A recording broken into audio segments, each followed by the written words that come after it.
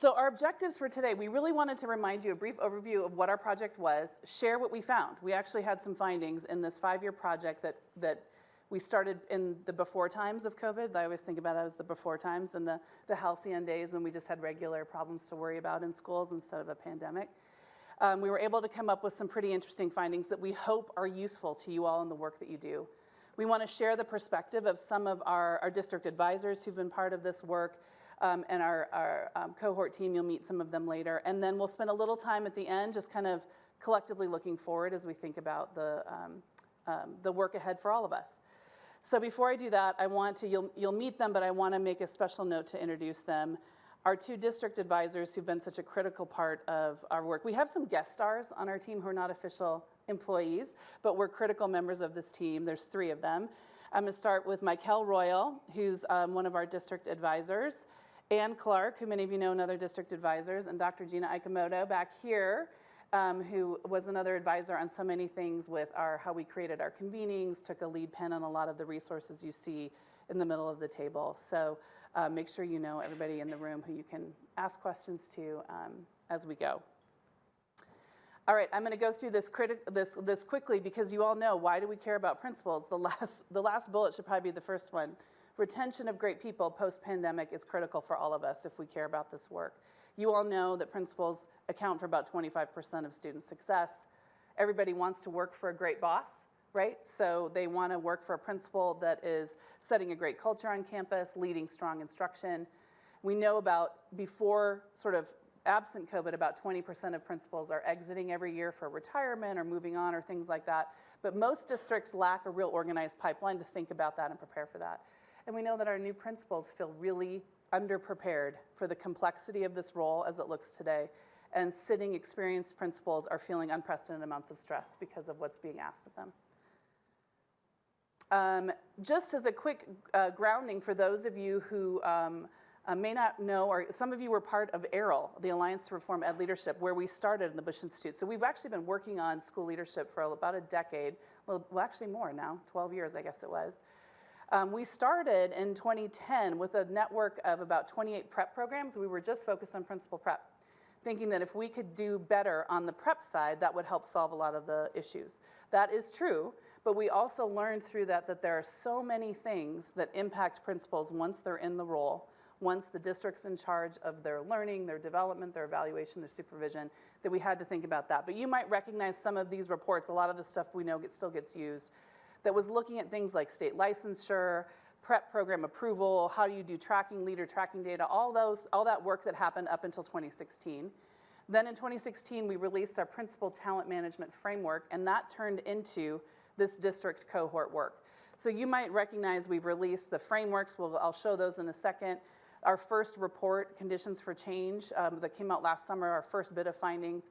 And then district guidebooks. Those are what's all in the middle of your tables. You've got a bunch of things that you can reference and use. You're also welcome to take anything with you that is helpful. You'll get at the end of this, we'll send you out a QR code or link or something to a Google Drive that will have the slides, that will have links to where all the guidebooks and resources live online. But I'm a Gen X person. Sorry, I didn't mean to touch my microphone. Sometimes I like paper. So if you are a paper person and want to take some of those, please feel free, or if we can ship some things to you, just don't hesitate to ask. Our goal here today is to make sure you understand all the resources, you have access to it, and we can supply you with what we have on hand that's useful to you in your work. Including, by the way, a brand new case study about, it's in here, called Principal Supervision as a Strategy.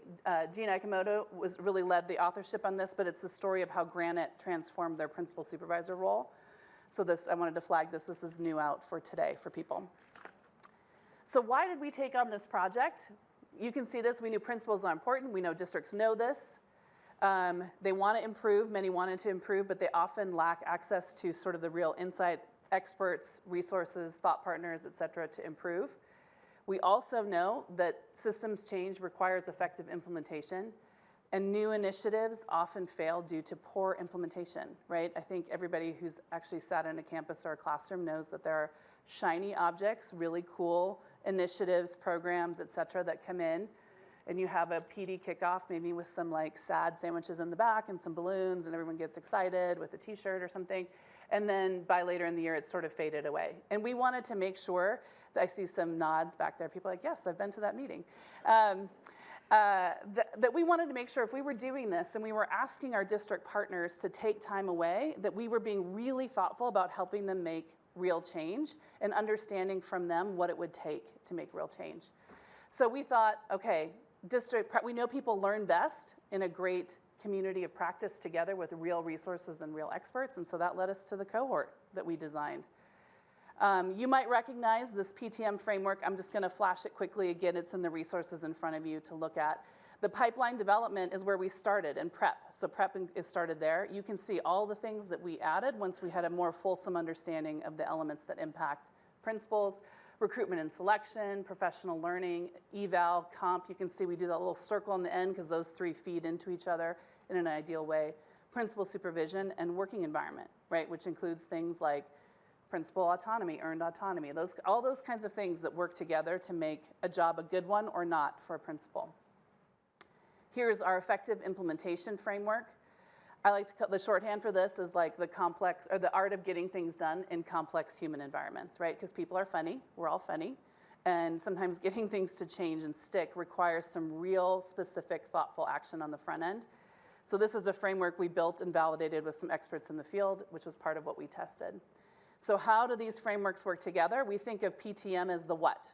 What policies and practices improve principal talent management? Effective implementation is the how. How do district leaders, how can they actually do this well over time? So the way you think about that Venn diagram, right, is the sweet spot is a good idea done well, right? So how do we get districts to the good idea done well? So that brought us to a cohort. We looked at about 75 districts total that either raised their hand and applied or were nominated by someone who said, you know what, you should talk to these folks about principal talent management. They're trying to improve how they recruit, select, and retain principals. Of that 75, we landed on 4 districts. They were comparable in size, comparable in student demographics, right? So they would be good learning partners.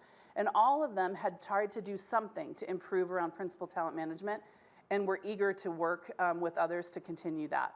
So we went with the, as we say, we were going with the goers. We weren't trying to convince someone that school leaders mattered. We wanted to work with districts who already understood that. We had district teams who were part of this. The districts put together their teams that included about 10 to 12 people. It included principals like Tamara. It included superintendents. They didn't have to show up to every working meeting, but they definitely had to know what was happening and be supportive of this. We would have people like a chief of HR, principal supervisors, a chief of schools, if it was a director of school leadership, you know, everybody, there are different titles in districts, but we wanted real decision makers and people who were proximate to the work. So principals and principal supervisors mattered a lot in this because they were so close to how this happened. This is how it worked, right?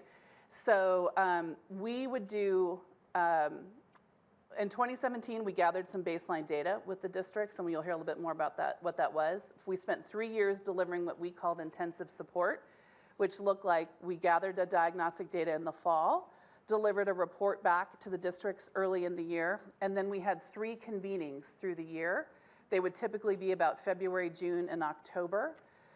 They had their district coach, who was either Ann or Michael, who was with them through that whole time, meeting with them monthly. So we had this very consistent, intensive support along the way. And they would set goals, and we did some progress monitoring along. So we would try to match what was happening in the convenings with the goal setting and the work that was happening in the districts. You'll hear more about the convenings, and I think one of the things in front of you is a sample agenda from a convening, and it's actually a facilitator's version of this. But our convenings were not the kind of like conference where you could go sit in a session, but you mostly were like drinking coffee in the hallway, talking to people you wanted to see. We asked our districts to really work. We were often in this room together and really spending time working on things together, different issues together. And they can tell you about what that experience was like for them. But we didn't want to waste their time, and we wanted to take advantage of what we had together. I just wanted to flag, our advisors were amazing. Ann and Michael, I can't recommend them enough. If you're looking for someone, we were incredibly lucky that we had them throughout this project. But you can see here that 95% of our participants agree that the district advisor was a key driver of improvement. Having this consistent coach, it wasn't just come to a convening a few times a year. learn something and then hope you could do it once you went back to your districts. Anne and Michael were the really important expert point of continuity in terms of change. And so I'll let you read these quotes, but I think it's, I love that they both start with, Anne Clark is amazing, Michael is amazing. That tells you a lot about, we would get feedback like this a lot from the participants in this. And I also like that someone said they wanted to be like Michael when they grow up, which I think no matter how old you are, there are people you want to be like when you grow up. I still feel like that. And at this point, what I'm going to do is we're going to transfer over to virtual Eva. I want her to explain a little bit about our theory of change and our findings. And when we're done with that, we'll have some time for questions to make sure that you all have that. But I think in front of you, as part of your materials, if I'm saying this right, they have the brief of the findings too, is in front of them. So you'll have a short paper that actually is a synopsis of our findings, but Eva's going to talk you through how we designed this research cohort, what data we are measuring, and what findings we have. So Scott, I'll turn it over to you to queue up Eva's video. Hi, everyone. I'm so sorry that I couldn't be with you today, but I wanted to spend a few minutes sharing how we approached research and evaluation for the School Leadership Initiative project. I'll start with our theory of change. This theory of change probably looks very familiar to many of you sitting there listening today because this is the work that you do. So what we believed when we started this project was that if we could help districts improve their policies on how they recruit, support, and retain effective principals, then those principals stay in their buildings longer, they become better leaders, they feel more connected to their supervisors and their central office, which helps teachers, which helps students. And I know Anne went over that a little bit when she talked about how we set up the project. But the other thing I want to mention and give a huge shout out to Anne on is this added element of effective implementation. Anne knew going in that we couldn't just be talking about these policies about recruiting, supporting, and retaining principals, but we also had to make sure that our districts had the best skills when it came to effective implementation. And this theory of change really drove our research and evaluation work throughout. And here's a more detailed theory of change for you. I know Anna's going to send the PowerPoint out to everyone. So if you're curious about how we chose the variables and operationalized these various constructs, this will be here for you.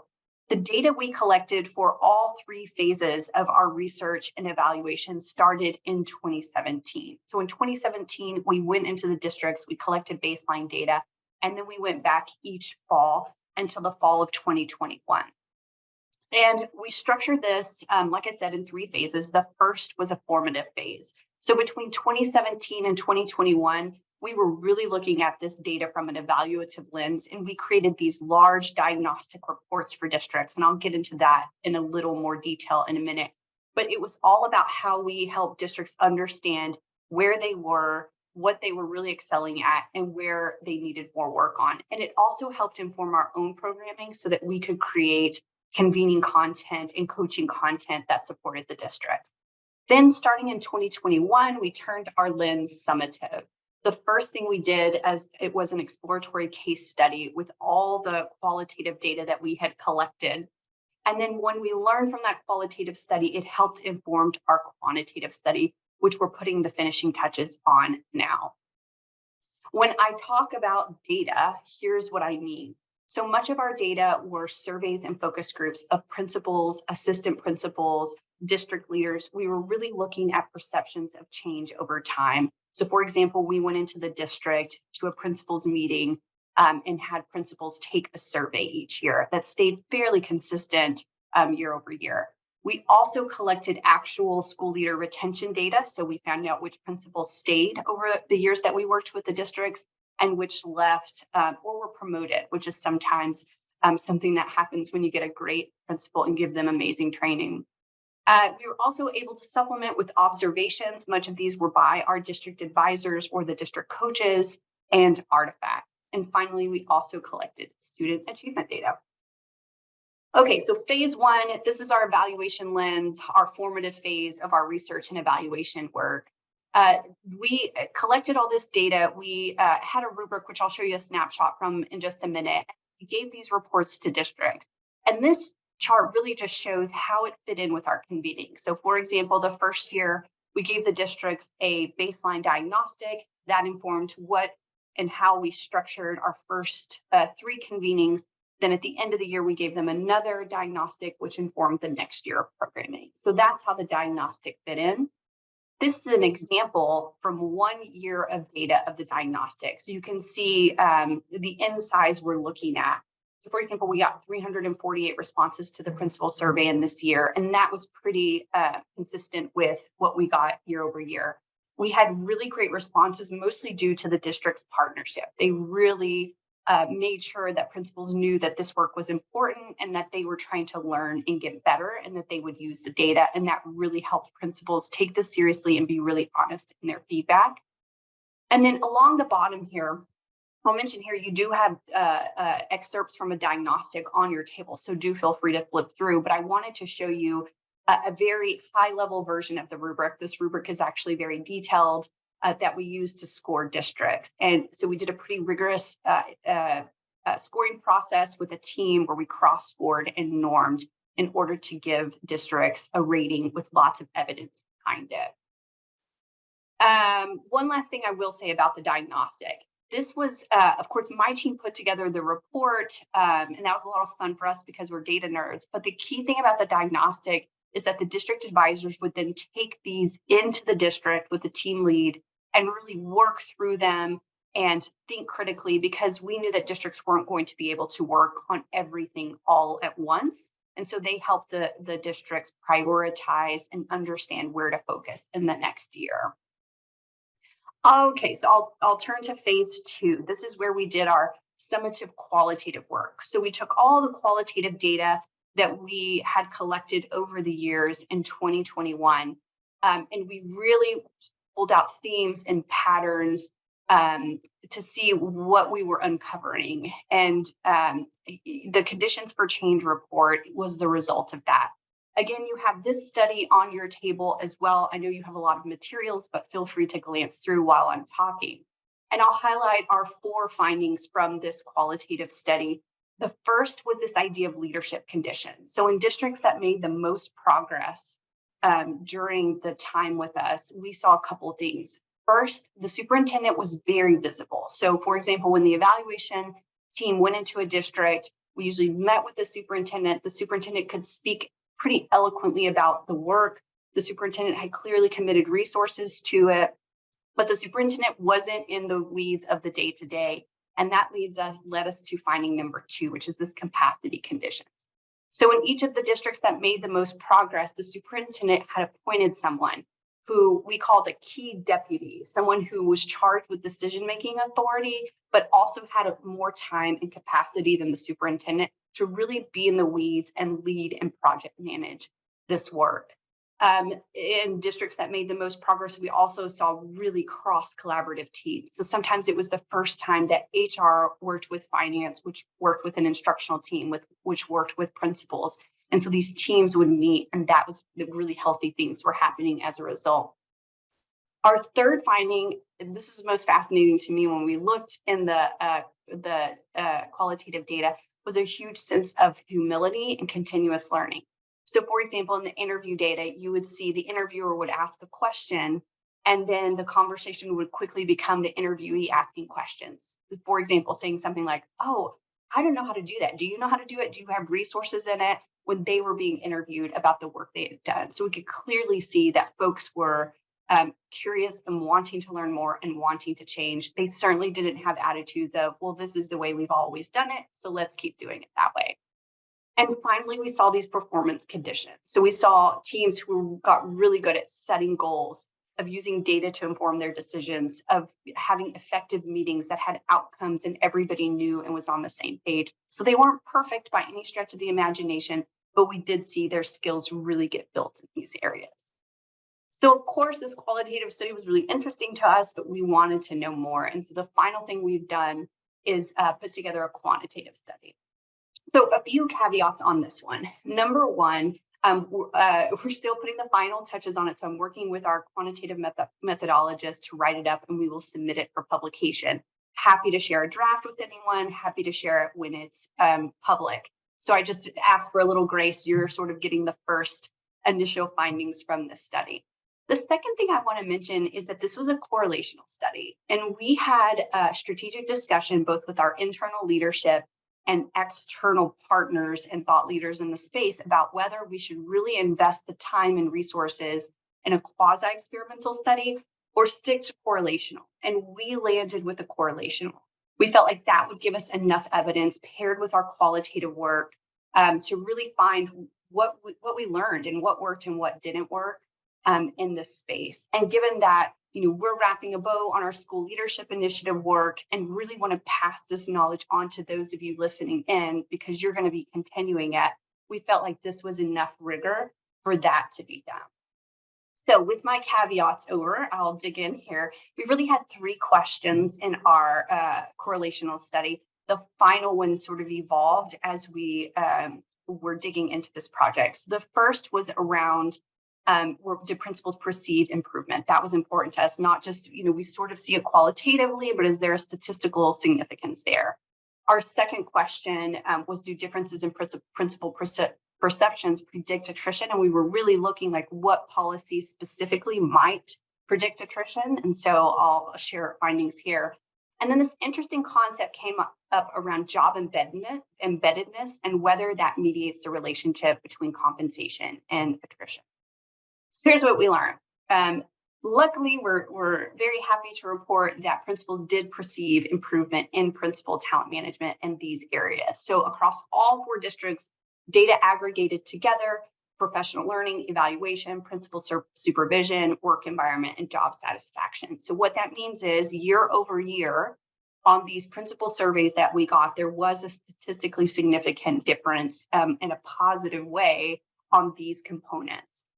You'll note here that they were least satisfied with compensation. I don't think that shocks anybody in the room, but I am going to come back to that note in just a minute. Then our second question. So which of these are the bullets from the last slide with some edits to them. Which of these actually predict attrition? So we found out which principals actually left the district, were promoted, that sort of thing.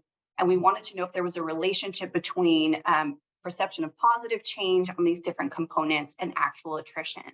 And it turns out things like professional learning and principal supervision did not predict attrition. That was a little surprising to us, but and we're not sure why, but you can imagine it could be things like the work hadn't been done long enough. So professional learning was really focused on in the 3rd year of our work, for example, or maybe there just is no relationship. There was a statistically significant relationship between the evaluation process. So we asked, for example, is the evaluation fair? Is it transparent? Is it useful? Is it tied to your professional growth and working environment? So those are things like I have autonomy. My central office is in support in me and not sort of a barrier to overcome. And then job satisfaction and job embeddedness. And one additional thing, effective implementation. So again, big kudos to Ann Wicks here. Basically what this means is when principals perceive that their districts were really good at effective implementation, then they stayed in their district longer. So let me talk about this job embeddedness piece really quickly. So job embeddedness is something I've been interested in for several years and was able to work it in as part of this project. So job embeddedness is a piece of job satisfaction. This is a concept by a researcher out of Georgetown named Brooks Holtom. It talks about, it really is about links that you feel in your job, fit in your job, and sacrifice. So how hard would it be to go find another job with similar intrinsic and extrinsic benefits? And it's a piece of job satisfaction. And so we noticed something interesting. We noticed that when principals perceived their compensation being really low, they tended to leave their district. There's no shock there. However, when principals were embedded in their districts, there was a statistically significant finding on their job embeddedness survey questions. It actually mediated the relationship between low comp and attrition.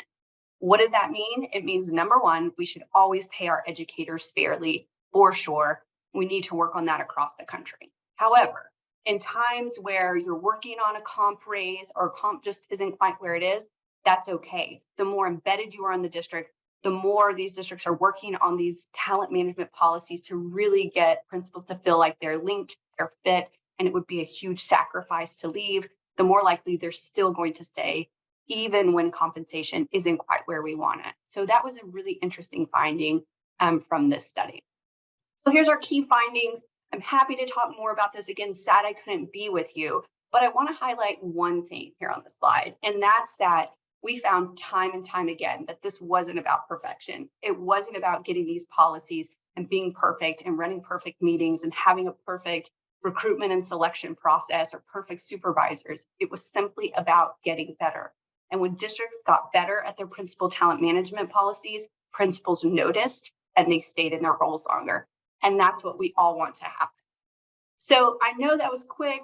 Again, sorry I couldn't be there with you, but always happy to reach out. I've known some of you for years as we've done this project and would really love to hear from you. So enjoy the rest of your day at the Bush Center or dialing in online. Bye. I want to take a few minutes. That was a lot that we just went through. And you can reference in front of you if the summary of findings helps. We'll leave this slide up. But happy if anybody has a question, where we're going to go into next, we'll have a couple of panels where you'll get to hear a little bit more about that. But I wanted to make sure we paused. If anyone has a question about any of that we just went through, that we can clarify now. I know Alex, there's Alex's back in the room. I introduced you when you were still outside. But Alex can bring you a mic just so everyone can hear, and our online folks can hear too. And Justine, let us know if anyone there is a question. Yeah. Thank you. I was wondering if you could go through the job embeddedness one more time. Yes. Mostly following, but I think I need one more. Hi, Mikkel. I need one more. Let me just figure out if there was where the good slide is on. And here in the job embeddedness. Yes, I'll just use this one. So job embeddedness, we were seeing improvements in job embeddedness when principals were met through our surveys were sensing, oh, the district is improving evaluation, working environment, less statistically significant around supervision and learning, but they were saying they're becoming more embedded in their job, meaning that it would be harder to get them to go take another job, right? Someone might offer you a job, but if it seems kind of the same, a principal in a neighboring district without a lot of, like you wouldn't say, I don't know that that's markedly different over there. They have the same kind of problems we have here, right? Like it would take a lot of work to get you to leave your job. They basically put it that way. If you're really happy in your job, it's going to take a lot of work to get you to leave it. So we were showing that the principals who perceived that their districts were focused on principal talent management, doing the things that would make their jobs better, the central office was working with them instead of against them. Their principal supervisor was working with them instead of against them. Their evaluation system was transparent. They perceived it to be transparent and fair. And that they could perceive that the district was trying to get better at how they did these things that would increase their embeddedness. Does that help? In other words, like be a good boss, right? Like guess what, the summary finding of our 5 years of work. Like don't be a jerk to your principals. There you go. That's our headline. There's a lot more to it, but it's funny how you think about that. And there's a lot of corporations that spend a lot of time, I think, thinking about how they develop people. Not every company does this well. I feel like in education, we do such a terrible job investing in the adults who are essential to making sure children can succeed.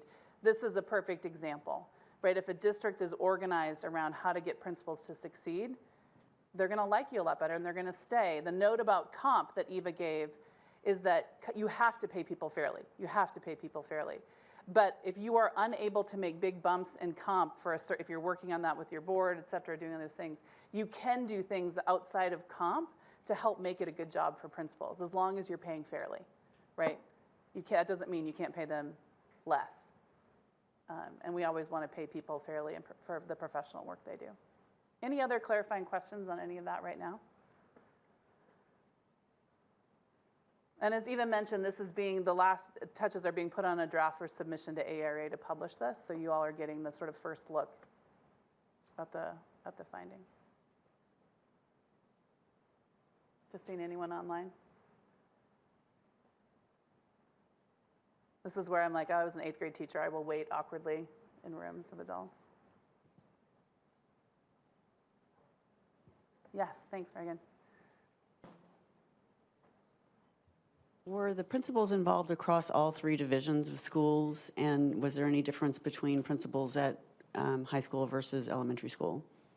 Great question. We did have principals involved across the district, so both elementary and secondary, who we surveyed as part of it, and we did not see a marked difference between that. There was a lot of discussion in the districts, and our district folks and coaches can talk about this potentially in the panels, about the pipeline part of this. Like who gets tapped into being an AP? How are you identifying people? How are people moving across divisions if that's something people do in their districts?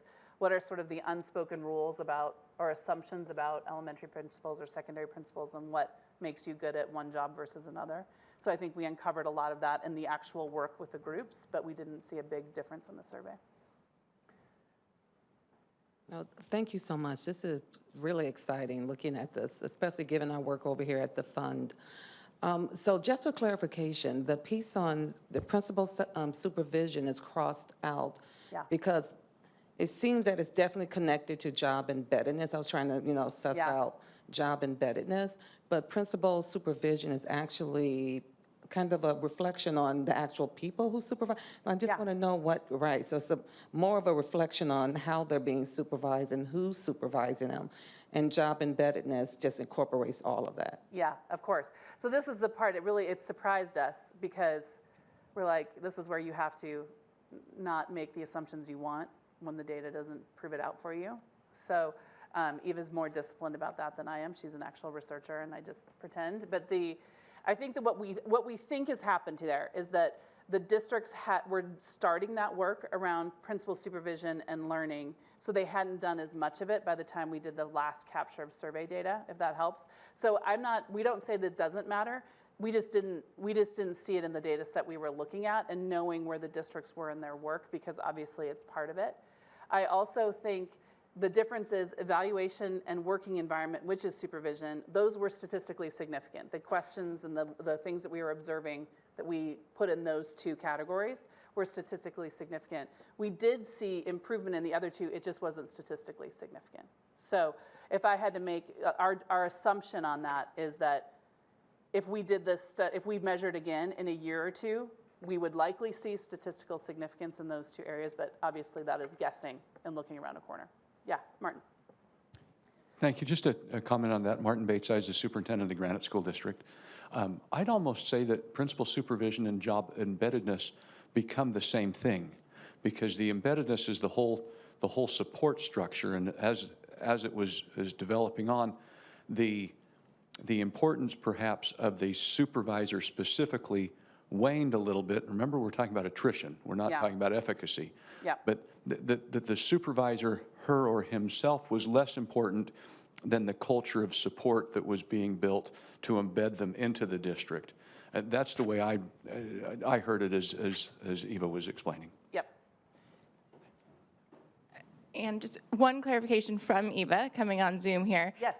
So to clarify, we did see that, kind of getting what you're just saying, Dr. Bates, that we did see significant positive changes in supervision. What we did not see is that this predicted retention. So that was kind of that key link there. And then a key reason is this you were highlighting could be because the professional learning didn't start till year 3. But so it did matter, it just wasn't that link to retention. Yep. Thank you. Thank you. Anything else? All right, we're going to go into our first panel where you'll hear a little bit more about the experience of doing this. After that panel, just so you all know, we'll take a quick break. There's another panel, and then we'll have a chance where we're all going to keep talking. But please keep this very conversational. This is not formal as we go through.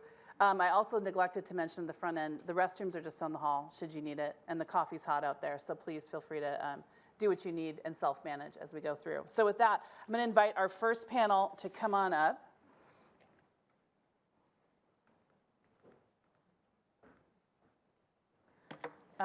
Anne, Michael, and Karen. Okay, so let me introduce our esteemed colleagues here, and all my papers. Come on up. All right, so those of you who don't know Anne, Michael, and Karen, you're in for a treat. Michael, you have to sit next to me. Okay. All right, I'll start with Michael. So Michael, we found Michael when we heard about you. We were so glad to meet you. She was with Denver Public Schools and had been doing this work around principal talent management in Denver as part of a Wallace grant for many years. She had been in Denver as a teacher. You were in AP, you were in the central office, everything. Principal supervisor. Yes, principal supervisor. So she had done all the things and worn all the hats, and so we were glad to be able to recruit her out of district life to come work on this project. Ann Clark, for those of you who don't know her, spent, I think, 34 years, is that right, in Charlotte-Mecklenburg. And I think you wore every hat along the way in there, and she closed out her career as superintendent in Charlotte-Mecklenburg for 3 years. Ann has, and throughout her career, had an incredible focus on principals, understanding the roles that principals play. And then Karen Molinar, we're so happy to have you, even though your schools, are they okay? They're on lockdown with tornadoes. We're okay. We survived the tornado, so. Oh my gosh. Right before we started, she's like, the tornado's headed right for our admin building and our internet went out. And I was like, oh, thanks for being here. So Another day. just another day. And they have a board meeting tonight in Fort Worth, so we're so grateful that our Fort Worth friends came. Never a dull moment. No. But Karen Molinar has spent, you've been in Fort Worth over 20 years, I believe, and you've also worn a number of hats. Karen, if you remember, Eva was talking about the key deputy. Karen was our key deputy in Fort Worth and really helped us facilitate how this worked with your teams and your colleague in your district with Ann as your coach. So these are 3 great experts. This is truly an example of people who've been doing this for years and years and sat in a number of seats, so they have a great perspective on how change and a focus on principles works. Okay, so I'm going to start. Ann, I'll start with you. When you reflect back on your role as a district advisor for this initiative, what do you think was most critical to the successes that achieved in the 2 districts you worked for across the cohort? And anything in particular that you've seen be sustained over time, because you've now been out of the district officially for several months. So what do you see when you look back? I think for me, the key was the pairing of the effective implementation with the work on the principal talent management. To me, that was a unique feature. Also, the notion of embedding a district advisor in a team, in a district, over an extended period of time. So there's really a lot of technical assistance that was a part of this initiative. There was technical assistance for the 2 of us as advisors. We had access to Gina Ikemoto. We had access to a team that could help us with the effective implementation, and then we in turn could take that to the district. So for me, the really unique part of this is that the investment that was made was in technical assistance, which doesn't sound like a very glamorous term, but really I think it was the magic, the secret sauce that made this project very different. The districts weren't receiving grant dollars, they were receiving technical assistance, but the advisors were also getting technical assistance. So if I needed a tool, I could reach out to Gina, I could reach out to the team around help me with some meeting structures that will hold people more accountable in between our meetings. Whatever it was, there was technical assistance that was available. And so I was personally fascinated by this focus on implementation as much as the content.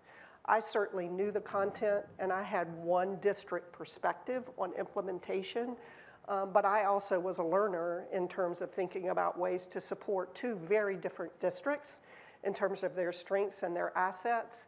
The one piece that I was particularly thrilled about in hearing Eva talk about the results was the job embeddedness, because I invested a lot of personal energy with both of my districts, really talking about the role of the central office and how you have to truly believe that the principal is the key lever. And oftentimes that can not be very popular, because people believe teachers are the key lever, and I believe teachers are really important too, but at the end of the day, I also believe teachers lead principals, not schools. So a highly effective teacher will be hired by a less effective principal, but they won't stay.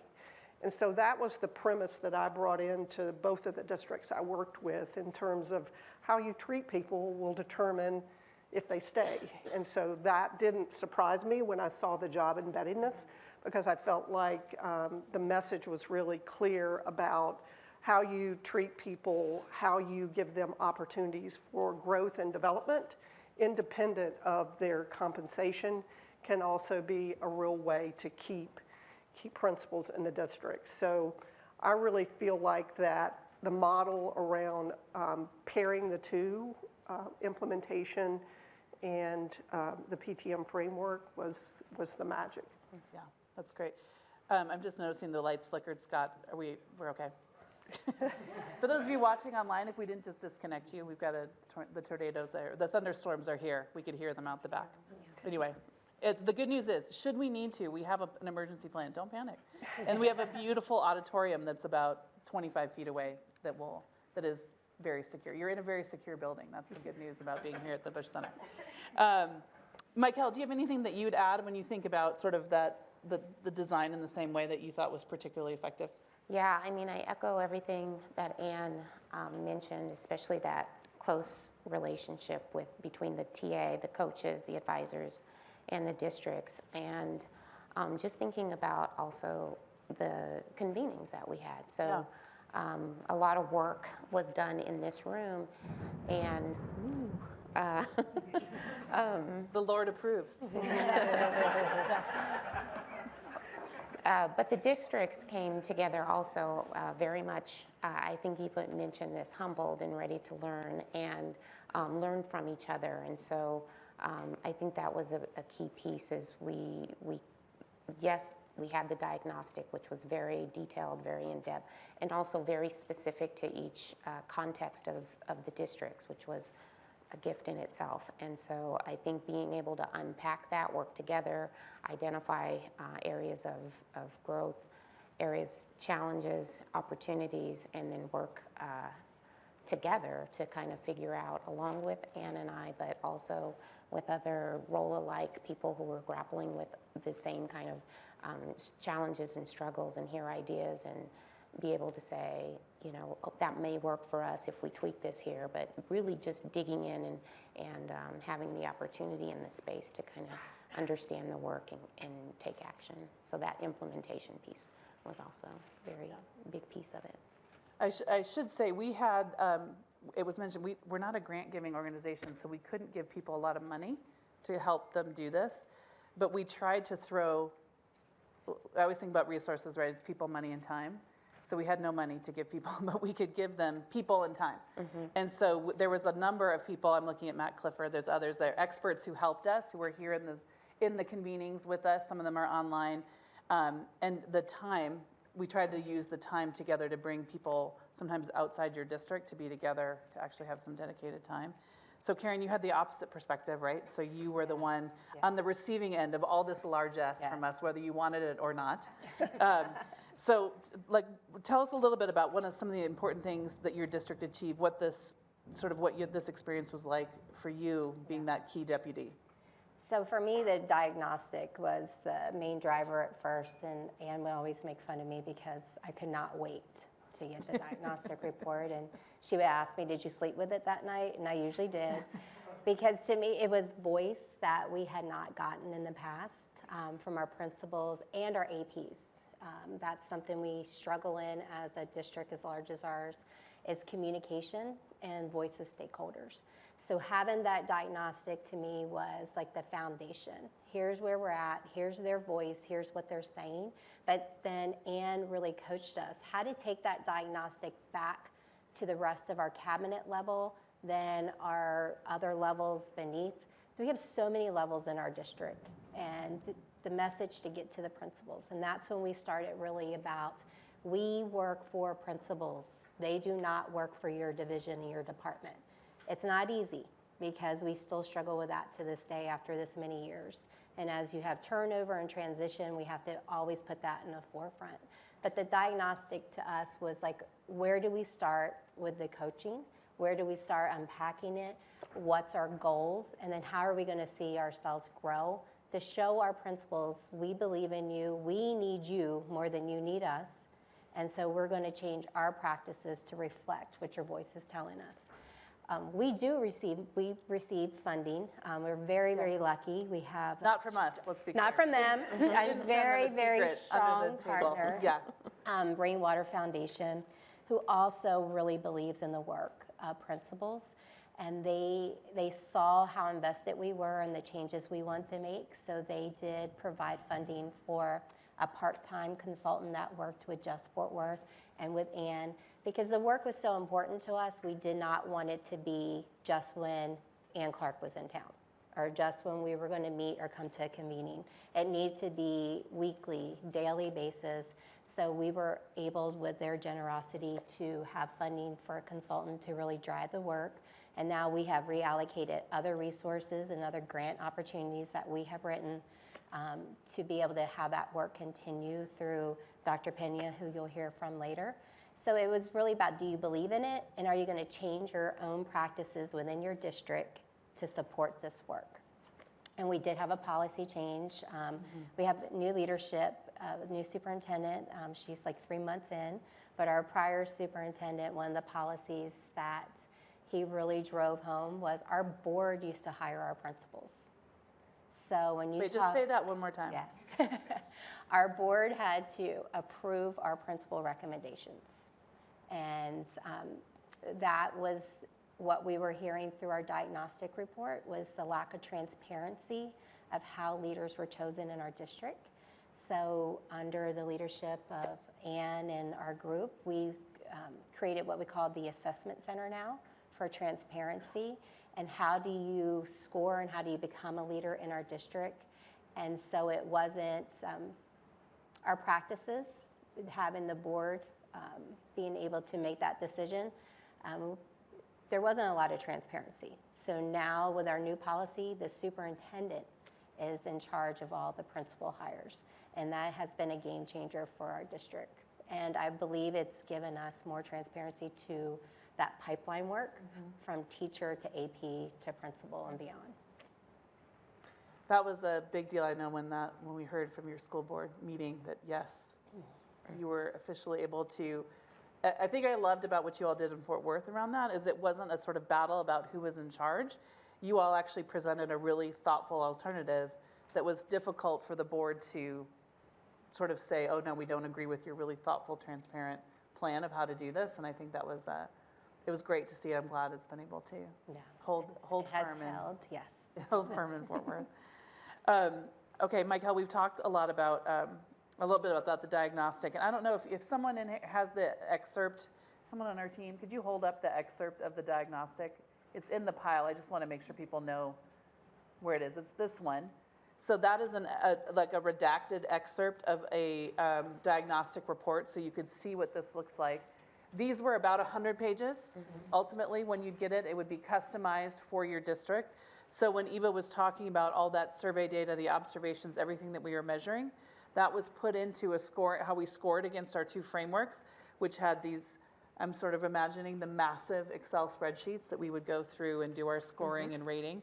We'd all norm our scores, et cetera, that would go in there. That would turn then into this report that would come back. So it would be the district's own data, come back to them in the, aligned to our rubrics, that then would get put to use in the district. So Michael, why don't you tell us a little bit about how you use the diagnostic, what that was like? Sure. So you could see, if you're able to look at the sample there, the diagnostic really goes in depth and is very specific to, as Ann just explained, to each district. It also shares model practice, but then also really explicit current state, as well as recommendations that were very thoughtful, not canned. It was very specific to, and we all worked as a team to really make sure of that. And so really authentic recommendations for how you might move forward. And so Ann and I would work with the teams to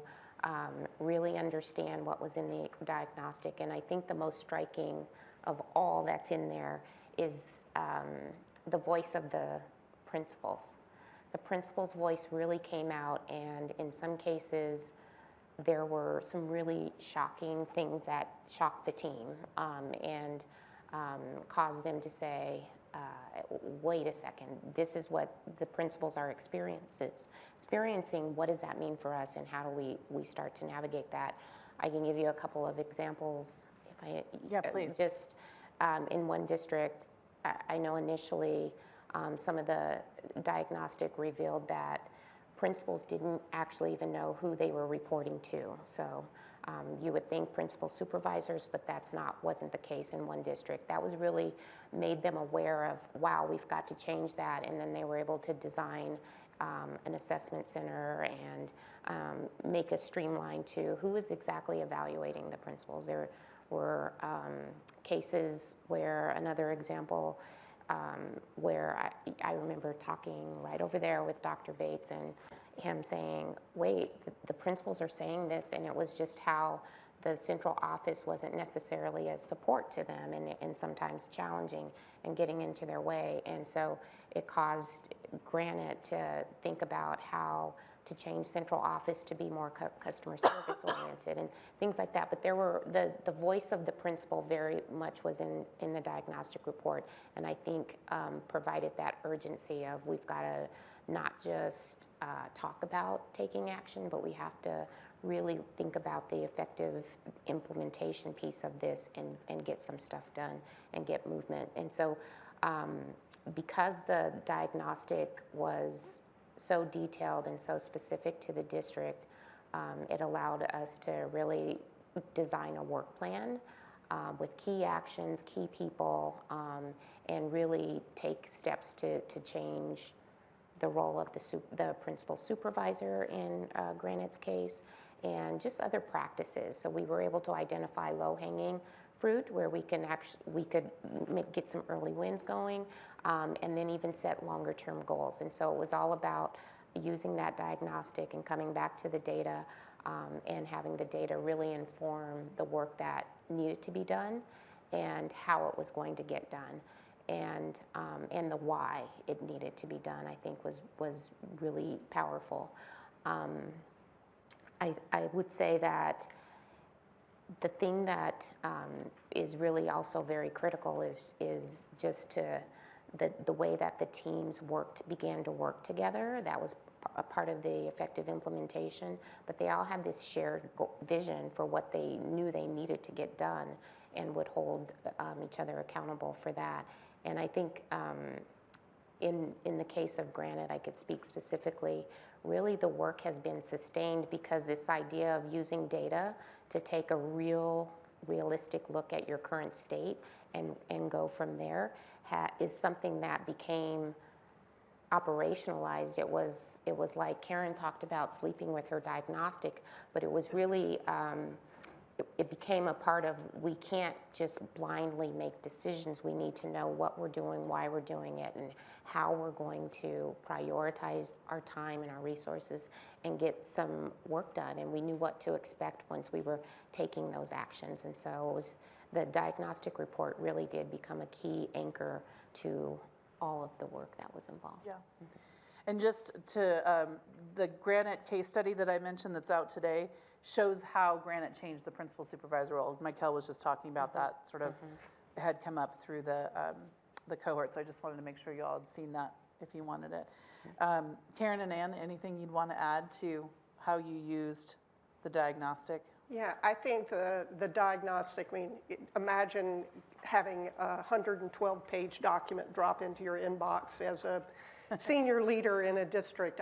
My challenge was really thinking about how do I use this incredible amount of information and the voice of principals to really support Karen, in the case of Fort Worth, in moving change. And so one of the things I did is I printed off, my little printer, it still survived the 5 years, each of the diagnostics for both districts, and I went through with a yellow highlighter, and anytime there was feedback from principals, I highlighted it.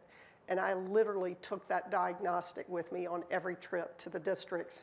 So when the team was having a conversation, if Karen didn't say it, which usually she always was ahead of me because she had it memorized and I didn't, I would flip to that section and say, well, here's what your principals told you.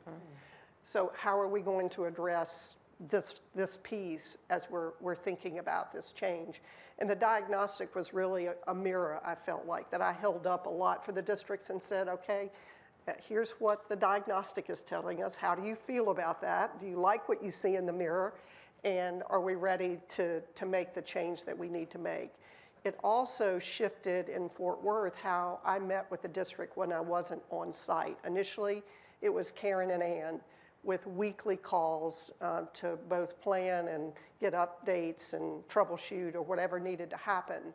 By year 3, that call moved from Karen to the chief academic officer, the chief of schools, the chief of HR, the head of leadership development, all 5 or 6 of us on a call, really trying to make sure that we were building sustainable practice that could go beyond the life of the district. So I feel like the diagnostic really allowed people to take ownership of particular work streams, and that became a way we took an incredible amount of work and feedback and made it manageable to really take the next steps that needed to happen. Yeah. Karen, anything to add? I think for us, it was really a mirror about the inconsistencies with the principal supervisors, and not an intentional inconsistency, but everyone has their different leadership style. But when the principals were saying they hope for this principal supervisor over this one because of how it impacts their evaluation, those are things that we were like, that's low-hanging fruit, we got to take care of it.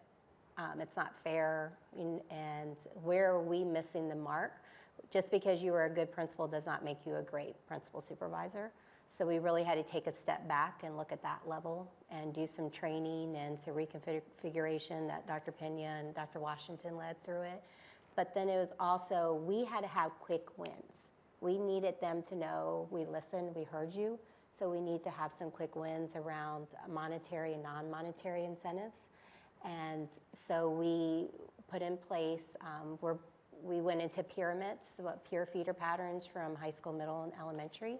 So we were able to do pyramid leads to give back some autonomies and leadership to our principals in those pyramids. And it wasn't always the high school principal. We were put in place, like you had to apply for it. You had to show leadership. Did you meet the leadership competencies that we established as a criteria? And then you were in charge of your pyramid, and you were the voice. So when we wanted to get some feedback, we went to you as the pyramid lead. You go back to your pyramid and you get that. We also did new principal mentors, and we did a stipend. You had to apply for that as well. We were not, because of our size, we could not change salary right away, but we did engage in a salary study for a compensation study for our APs and our principals as well. But until we could do that, we're like, where's our quick wins from this diagnostic report? Because if they had to wait 3 years to see us listen and react, then it really was not worth the work and the time we were putting into it. We had to show them we care about you, and we still struggle every day, Ms. Alberry. We listen and we get their feedback. We change our meeting structure. We've actually done some rework in the district. So if it wasn't for the diagnostic, I'm really not sure where we would be at this point with our principal supervisors as all the way down to APs. Yeah. Yeah.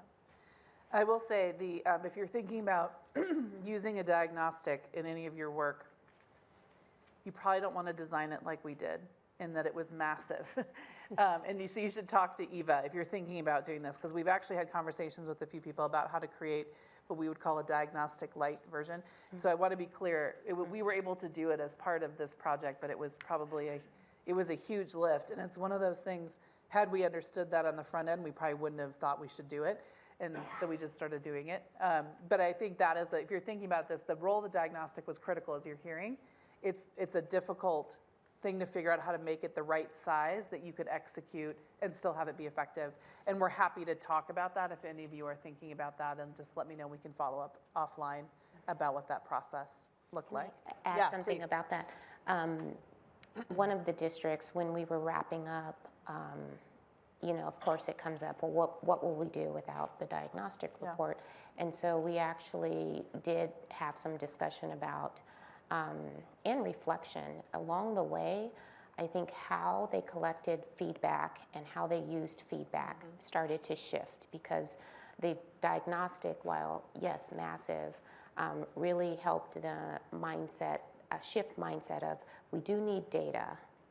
We may not need this much data, but we do need data. And so how do we go about collecting it and acting upon it? And so that was like a mind shift that happened with one of the districts, actually both, probably all 4, just to this idea of how do we collect and use data in a way that is, it's definitely necessary, but also sustains the work. So I think it's still an important piece. Yeah, thank you for saying that. Because I think every district does a principal survey, AP survey, like you're using a lot of data collection methodology, so that's a really good point. Yeah, Thank just you. being strategic with how you're doing it. Okay, so I'm going to ask you all one last question before we open it up for questions from the group. But so we're big proponents on continuous learning. We made you take a lot of surveys, including giving us feedback during the convenings about what you would change. So what would you? What is one thing you would have changed or adapted about the initiative that you think it would have made it a little bit better in the spirit of humility and learning? We're ready for your feedback. Karen, I'll start with you. We should have had more principals at the table at the very beginning. We added some in as we went along, and we made that mistake of going top down versus having more principals involved. And we should have done that at the beginning. We brought them in later, added some, but that was our mistake by thinking we still had the answers, and we should have done that. Yeah, and I will say one of the things we wildly underestimated, which seems ridiculous now, that when you have chiefs and principals around the same table making decisions, we didn't think about the fact about those wild power dynamics until all of a sudden we were like, ooh, wait, we didn't think about that. And like that was a really important learning for us, is to help make sure that could be successful around tables. And we sort of stumbled around that a few times. Ann, how about you? Well, I love the idea of diagnostic light. Yes. Even having just said how much I personally used it, I do think just having been in a district and been in a lot of the leadership roles that were a part of the cross-functional team that I was working with, some sort of lighter version of that without compromising the principal voice piece of it.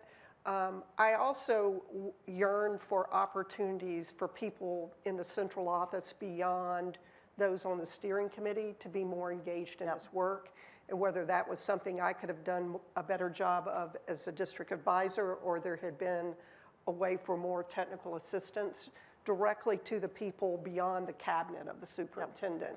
Because if you're going to shift that culture in the central office, beyond just surveying people in the central office, were there some other pieces we could have done to really drive that piece even more than we did? Yep.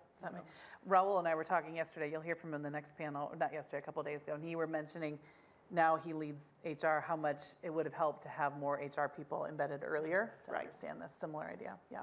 Michael, how about you? Yeah, I was going to say the same. I think it was a critical piece that we started out, understanding that we needed a good cross-functional design team. But I think, we weren't, like in one case, we moved ahead without that critical Karen in the right role. And then, and I think that was it stalled the work, and it was a false start. And what I mean by that is the person that was leading the work didn't have direct access to the superintendent, didn't have the influence necessary to kind of move things along, and the work kind of siloed. But I think had we been more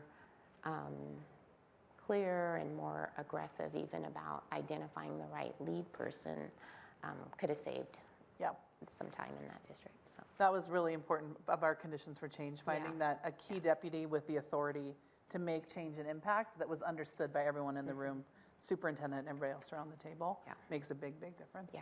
And it's not just your job title. To me, it's about a really authentic belief that the principal's the key lever for change and transformation and what's going to happen for kids in this district. So you can be the deputy superintendent, but if you don't believe, then you don't make that compelling case. It doesn't land in an authentic way for principals, and you can't really build the momentum from my experience. Yeah. And the great thing in both Fort Worth and in Granite, we had strong deputies who remained with the project throughout. Both for Karen and Rick, their time changed over the course of the project, but it was really important that there was clear handoffs that made a big difference. All right, I'll open it up for questions from the room. What questions do you have for these three? Yes, Betsy. Hi. So I'm curious, since you had these diagnostic and you were spanning this lovely time period we've lived, in that fall of 2020, did you find in that diagnostic, did it sharpen the focus on the areas of concern, or did new areas of concern pop up and try to pull you in a new direction of focus? I would say for the two districts I work with, the effective implementation variables surfaced, particularly communication. Can you imagine in a pandemic, all the shifts that we had to make in communication? So if anything, I saw more specific feedback from principals around communication and execution and clarity and coherence of communication, from school board meetings to the superintendent to the principal supervisor. So that was one thing that really popped in that diagnostic that fall for me. Mm-hmm. And I would say we, and I'm speaking about Granite, really kept the focus which was around principal supervisor. That was just a critical role. And I think going back to the slide of the finding, I think it takes so much time. And I think if there were more time, because the growth over time was there, but the humility among the principal supervisors, the data would just slowly get better, but they knew they needed to keep that focus, and they knew how critical it was. And even during the pandemic, when things shut down, it was like, and principals were very fragile. We had discussions about, do we ease up?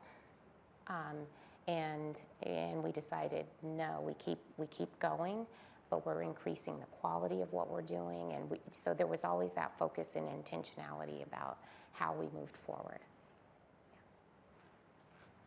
Hello, I have a question about the coaching aspect of the work. Just wanting to know, like, was there a specific model you all are using to coach principals? And how did you gain their initial buy-in to this? I just want to be clear, they were not coaching principals directly, they were coaching the district teams, if that is helpful. Mm-hmm. So I don't know if you want to talk about how the districts themselves started thinking about that? Yeah, I certainly can. No, there wasn't a prescribed model. The district in Granite, we did a deep book study and then adopted a model, had some training for the principal supervisors, but Ann and I coached the districts, and then the principal supervisors really shifted their role. Again, when we started the work, it was all about compliance, and we definitely had to shift mindsets to the role of the principal supervisor is about coaching, and that led us to, well, we need training, and we need to support our principal supervisors with how to coach. And so in Granite, we did blended coaching. And just did that work, Yes, go ahead. Hi, thank you all so much. I have a question around the role of the assistant principal in the study. So you've been focused on principals and wondering around both the perception and also just any reflections on their leadership. You spoke about deputy leadership and central office of the district. Was just wondering, any findings on assistant principals or this co-leadership model? Because when you say principal, you think of this one person, but often schools work in teams. They have administrative teams with both principals and assistant principal. And just wondering about any findings on that, or did you focus on that at all, or just principal is just really representing that one leader in the building? So in Fort Worth, we focused first on principals, and as we were getting the feedback from the diagnostic, we started to see we had a big gap in our APs ready to take on the leadership role. Our bench was scarce. It was a little weak. And we always say we do not have a problem of certification. We'll have 300 applicants for AP. Like, that's not our issue. We don't need a certification solution. We need to build the capacity of our sitting principals. So that's actually the work that we're going into currently. We have partnered with TCU, as well as using our consultant that we have internally to work on the capacity of our sitting principals and how can we expand and build our bench to be stronger. And then how are we using our principal supervisors when they're out on campuses to also coach the APs while they're coaching the principals?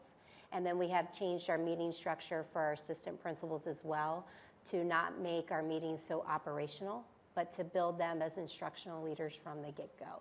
So we are about year 2 into that work. Not this year, we're really getting deeper into it with a new partnership. Thank goodness for ESSER money. We are very thankful for ESSER money. It's allowed us to concentrate on APs. But we really worked on our principals during the initial part.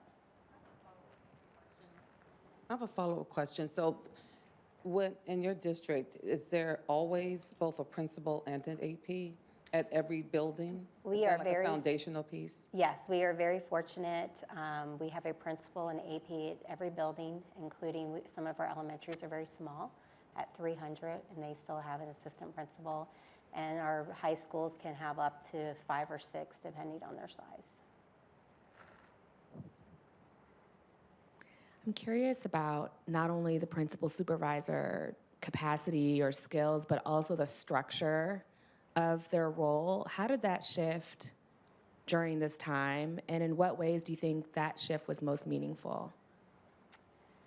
So the principal supervisor, and so for us, it was stop making them a little bit of everything, and what do we want them to focus on, and what's the roles of the departments to support the principal, and not necessarily the principal supervisor happen to be the operations person, you know, the health services, the student support. We have very large departments with very large staff members, so that's how we shift it.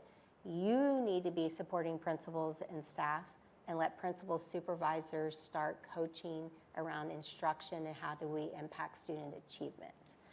But that was a shift for our whole district, and we still, like I said, we struggle with that, with some divisions still wanting to use our principal supervisors as the liaison for everything. And sometimes it's like today, our principal supervisors, we're about safety. Shelter in place, communication, get kids in school, and make sure everyone's safe to start the day. Because if you're not safe, of course, you're not going to have great instruction. But on a daily basis, we focus them on data. What's the data saying? What does the principal need to move student achievement?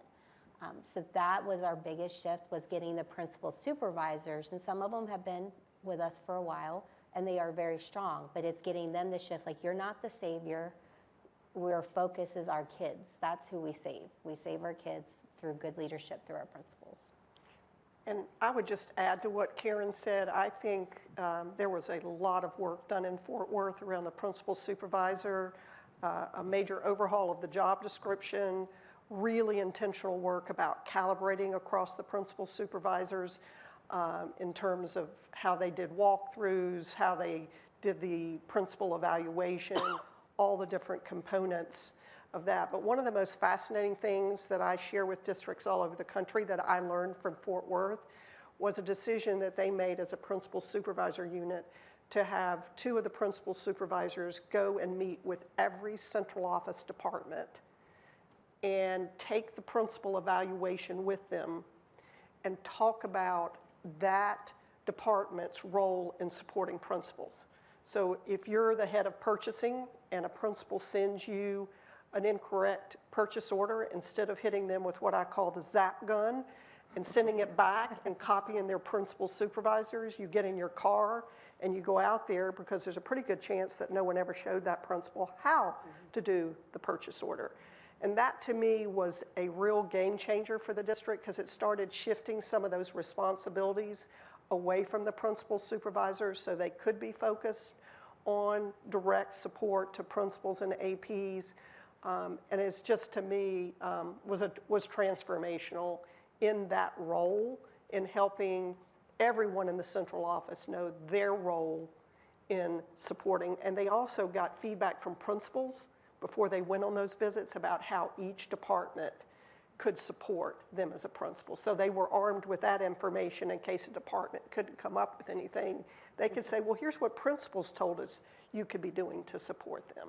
So to me, the work they did in Fort Worth around the principal supervisor, as is the case in Granite as well, really changed so much. And it was reflected in the last two diagnostics as well. So when you think about, we have one more question, then we'll go to break. We talked about job embeddedness earlier, like what actually makes your job more fun and easy to do. Sometimes it's actually having someone show you how to do the purchase order, right? So that you can focus on kids. So it's like, it's not a mystery how we got to the findings that we had when you think about a central office that changes how they operate to support principals. That's what was showing up in the job embeddedness data that we talked about in that finding earlier. Yeah, the last question here before we move to break. Oh, and there's one online too, okay. The question I had was whether or not the work that you've done over the past 5 years is going to or has informed the work you started with preparation partners. So Karen was talking about how really the issue is not with certification, but that certification does not equal capacity. And so wondering whether the district is just like resigned to taking on that work, you know, like of internally within the district developing folks, or if there is going to be sort of a feedback loop back to, I think you mentioned you're working with TCU, like with other preparation partners in the area to say like, okay, folks are certified, but then they're lacking skills to actually do the job and they're unprepared for the complexity of the role. So is there going to be a feedback loop from this work and the districts that participated back to those preparation partners to say like, here are some experiences that you can build into your prep programs so that when folks are certified, they're better prepared to step into the role? Yeah, I think the feedback loop is the selection process. There's now a process to get in a pool in Fort Worth.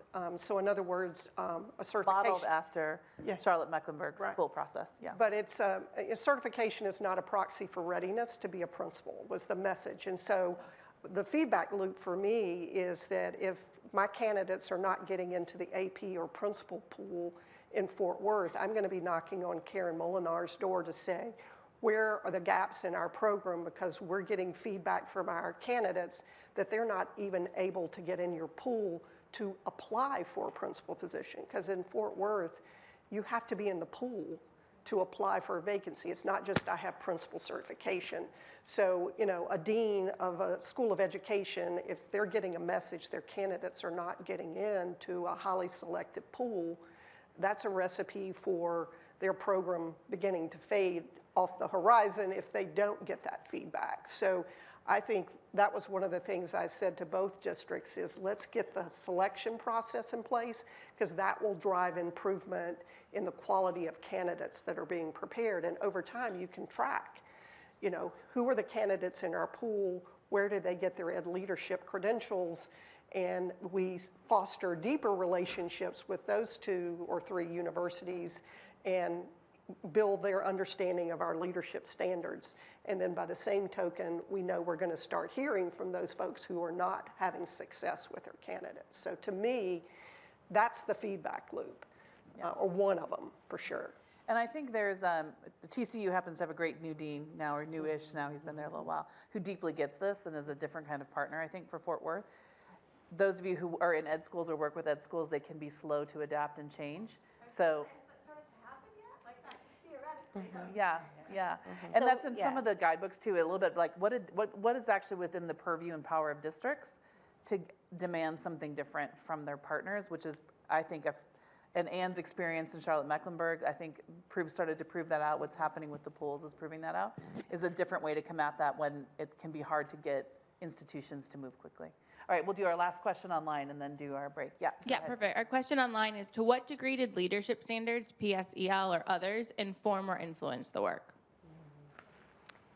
So, I mean, I keep going back to the principal supervisor being a really critical role, because in Granite, we saw the standards and the evaluation, and all components start to align to those standards. And even going back to the relationship with the universities, having an understanding of what does this standard mean for our districts, boots on the ground work. And I think having the standards become not just the standards, but a way to inform how we grow and evolve as leaders was a key practice. And so the more we understood and tailored the standards to work for each district, the more we were able to own the learning and shift the paradigm from being about standards on a page to the roadmap for growth and success within the district. So. And I will say early on, we did use leadership standards in each district was one of the first things that we did to help identify what does a great principal look like in your district to anchor us in everything that came after that. All right, we've moved into break a little bit, but don't worry, you're going to get break time. So let's take, I'm just looking at my clock, it's 10:08 Central Time. Let's be back. We'll start the second panel at 10:20 Central Time, so you got about 12 minutes to use the restroom, get coffee, etc.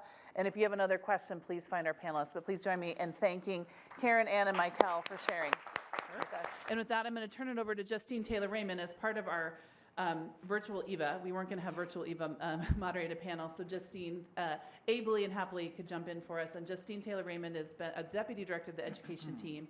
She herself, I'll tell you, is she was one of those super smart math majors who became a math teacher and then quickly became the math chair, I think, of her high school. She was taught it here in Dallas at a high school. Was a management consultant for a little bit, and we recruited her back into education as part of our team. She is a tremendous resource. So she's a former teacher, so just know that that's the seat that she'll sit in, and I'll let you take it away with this panel. Yeah, thank you. So we're going to take, with panel 2, dive a little bit more into the experience of the cohort. So we have cohort members who are excited to talk to you. So first, next to me, we have Raul Pena. So he is the Chief Talent Officer in Fort Worth ISD and has been an educator for more than 2 decades. He served in various roles from classroom teacher to assistant principal and various district leader roles. He spent a lot of his time in large school districts, so has a great lens from there. And he joined Fort Worth ISD as Chief of Schools, and through the project has become the Chief Talent Officer and was really instrumental with the Fort Worth team. So glad to have him. You've heard a lot from Tamarin in the middle. So she, again, is a fabulous school campus leader. Something you didn't mention this morning, she's also from New York, as am I, so fellow native New Yorker in the middle. We share that. And then at the end, you have Dr. Martin Bates. He is the former superintendent of Granite School District. He was there for nearly in that role for 11 years, retired in 2021, and has now come out of retirement and is the interim superintendent of Salt Lake City District Schools. So thank you for coming back and serving kids again in a second role and capacity. So really excited to dive into their experience a little bit more.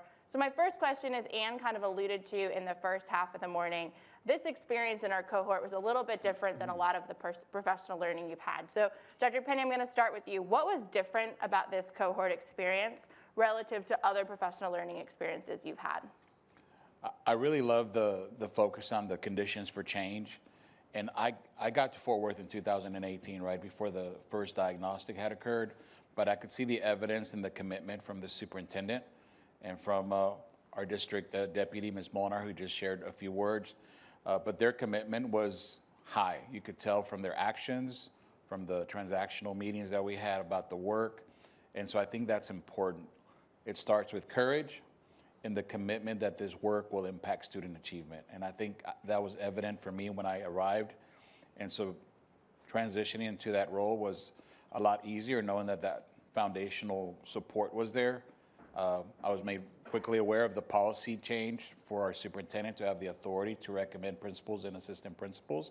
So you can see how that shift in going from a governance-based / relationship-based selection process can shift the culture in the district. So I think having that was monumental. Number 2 was just the cross-functional team members that were a part of that work.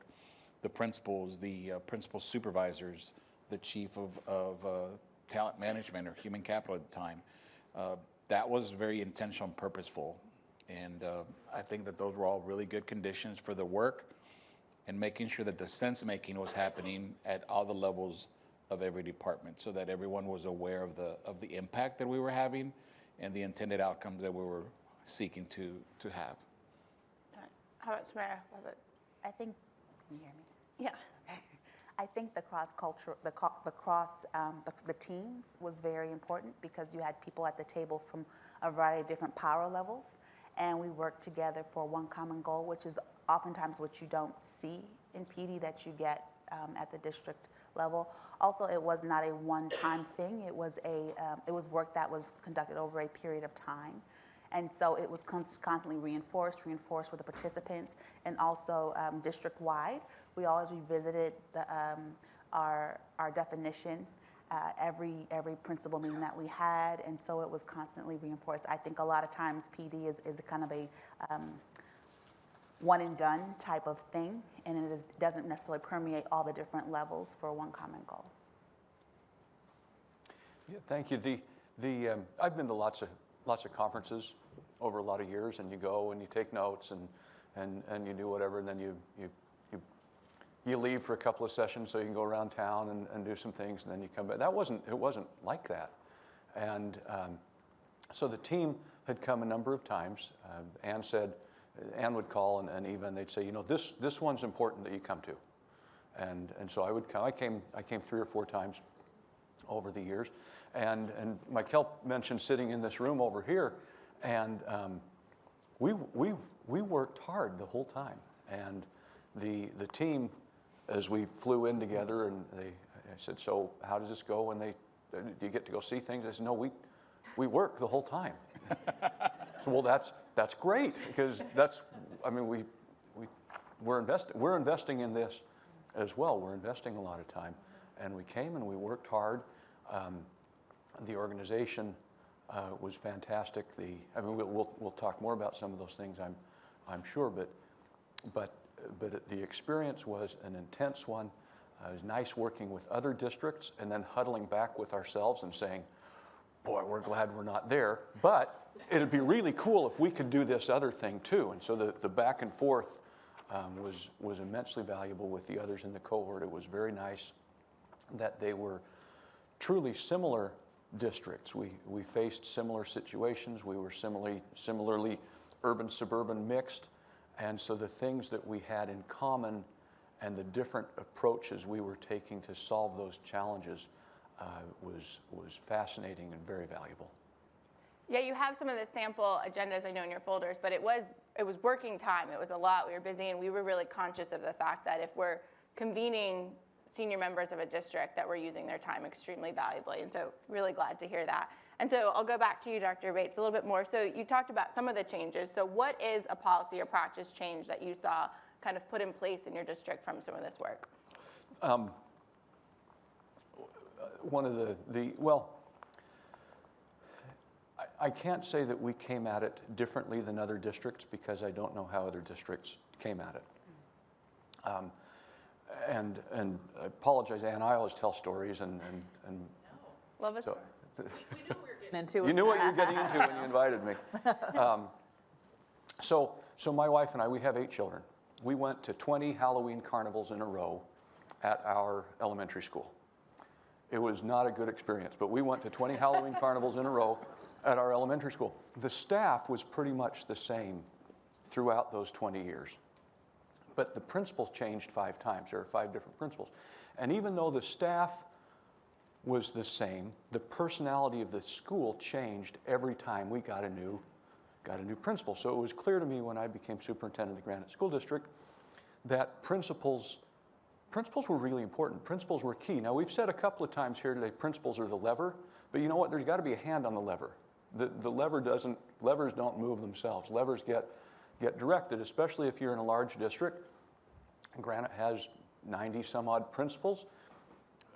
They had a handful of principal supervisors. Now they have a handful more. So we worked hard to drive that down, because coming out of that experience, seeing how crucial the principal was in the experience that my children, that our children have in their classrooms, wanted to ensure that they had the right principals. And then we were looking, in the district, we knew where we wanted to go, we knew what we were missing, and that was somebody to supervise the principals, to help the principals all be on the same page and move forward the way they needed to move forward.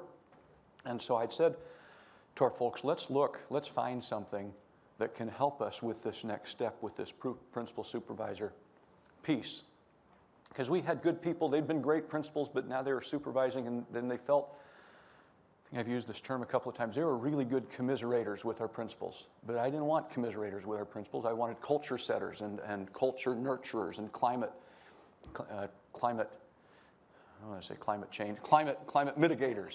And so we looked and they came, my folks came and they said, hey, we found this Bush Institute thing and they're coming to interview us. And I said, okay.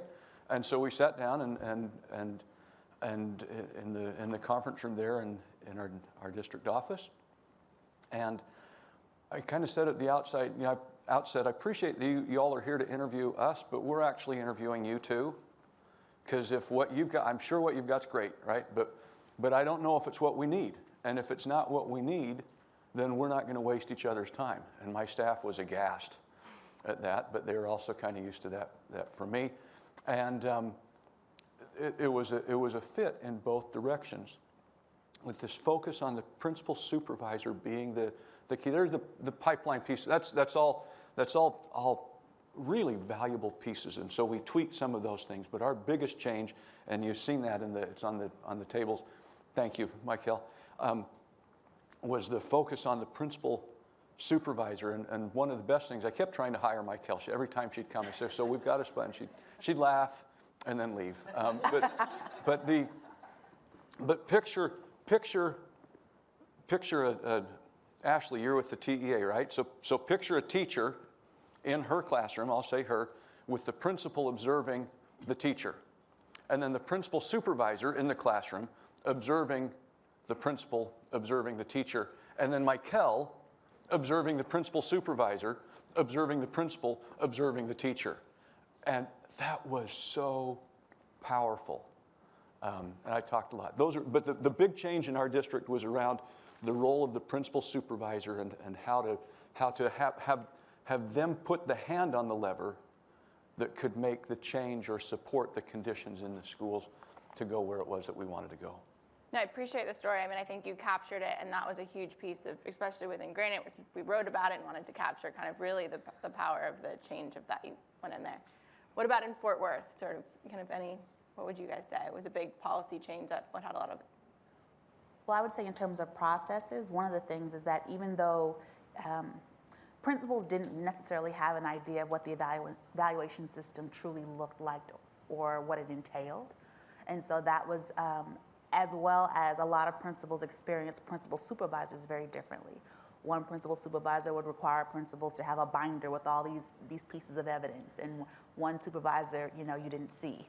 And so it sorry, I'm not telling on anybody. But what it recorded. Right, I hope not, right. But what that did was it helped to create a common experience for all principals in terms of how they experience their principal supervisor, but also provided a clear opportunity for principals to understand what was expected of them. And then we also presented that to APs, because at the time that was the same evaluation system, so they understood really what went into being a principal and how they supported being a principal. I think also as well, the whole idea of customer service and what that means. I think especially in large districts, you have silos and everyone is a silo and they don't really understand how they connect. And so the process of each department understanding that the school is the customer, the principal is a customer. It should not be that a principal has to call the school board member or somebody else to get something done, but they should be able to call a department and get that service. So that was something else, as well as we were not just the cabinet members, but also principals and APs were now able to articulate the process on how to be a principal. And so that was, everyone had the same messaging, had the same process. And so it became very transparent, which then builds trust. And I would add to what Tamara said is, from my lens, at that time I was chief of schools, is something that Ann Clark brought up as she was our district advisor, was also this calibration of the principal supervisors in terms of evidence-based. Mind you, the big policy change was the selection and recommendation of new candidates, both for principal and APs, was dominated by the board prior to the change in policy. So now when we move towards a performance-based assessment of their skills and competencies, we also had to reflect on where we currently were. So we took a little deep dive into We use the state instrument, which it's called TPAS, the Texas Principal Evaluation System here in Texas. And so we reviewed it, and at that time, more than 80% of our principals were exemplary, which did not align with our district rating. And so calibration at that and evidence-based support for the principal supervisors was very important at the time. And I think the other condition that changed for us as a result of this work was the selection process and the framework that we derived, again, thanks to the resources and experts, including Ann Clark's guidance in terms of how we select a principal and what the school fit process would look like. So from the district level, having these assessment centers that Mikkel brought up, the term assessment center, also to the school fit process of how do we get the voice of the campus in a very structured and formal way, and then bring that recommendation back to the chief of schools and superintendent to make sure that this is the best fit candidate for that school. So I think all those factors were aimed towards improving student achievement. And I think that's what really tickled me, is that this work was very intentional in making sure that we're finding the right leaders for the right cause. Yes, you started to touch on conditions for change, which I'm going to push a little bit more in my next question. And so we really focus on the effective implementation along with principal talent management when we approach this work. We had 2 frameworks for those. And our first set of recommendations we came out with was the 4 conditions for change, which we have kind of highlighted above us, and there's more on your table. So what would you say was kind of the condition for change that was most important, and why, when you kind of saw through this work? And whoever can kind of jump in, who has a strong connection to that question first. I would say the leadership condition was the most important, because that drives the culture, which builds the capacity. So having the superintendent be on board, but specifically as it relates to Karen, she went, because she really created that culture of collegiality, transparency, and trust with the work that we were doing. And so that helped us to be, increase our capacity to really do the work. Yeah, the question is different for me, because I'm the leader, and I said, we're doing this. And so then that was easy.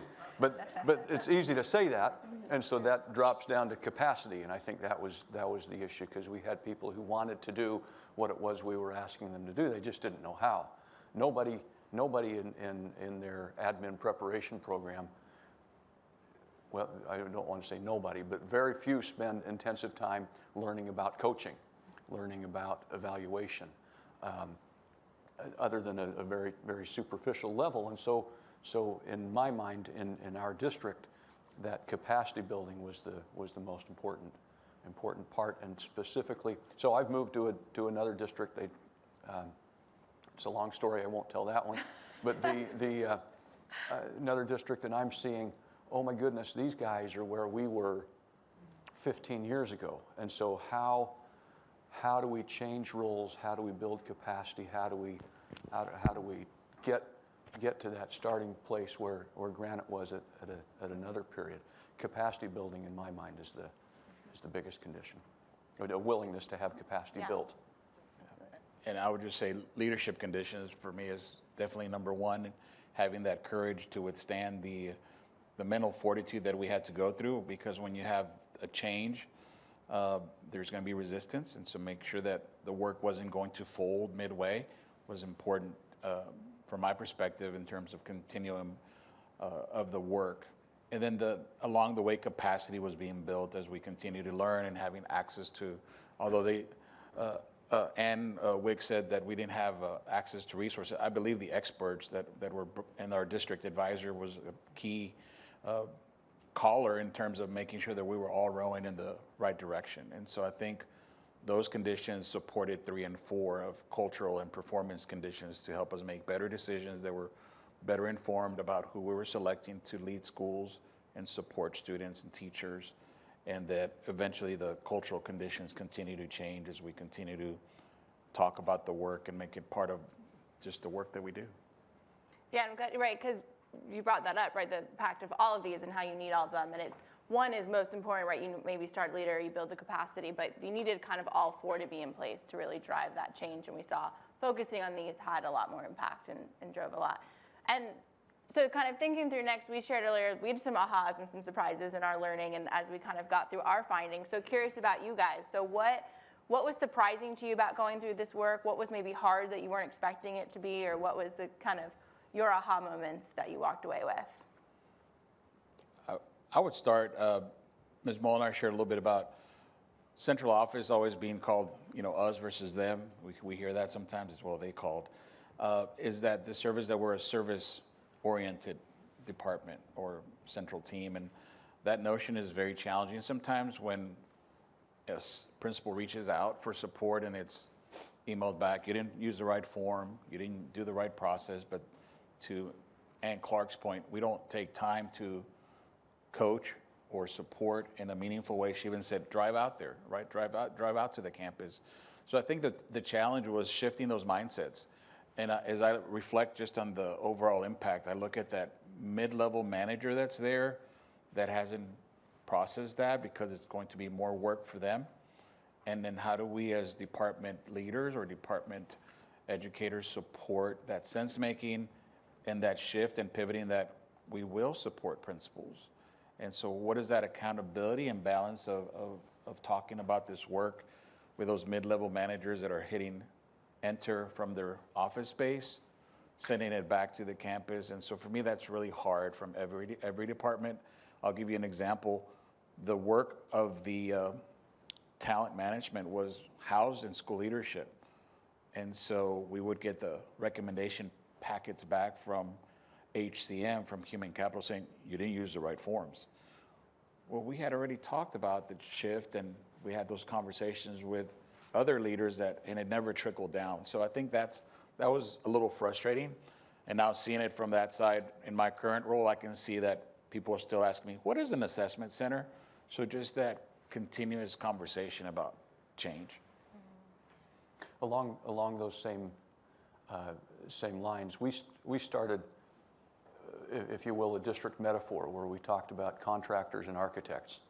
And the contractors are the ones who are out there doing the work, who are trying to implement the plans that the architects have given them.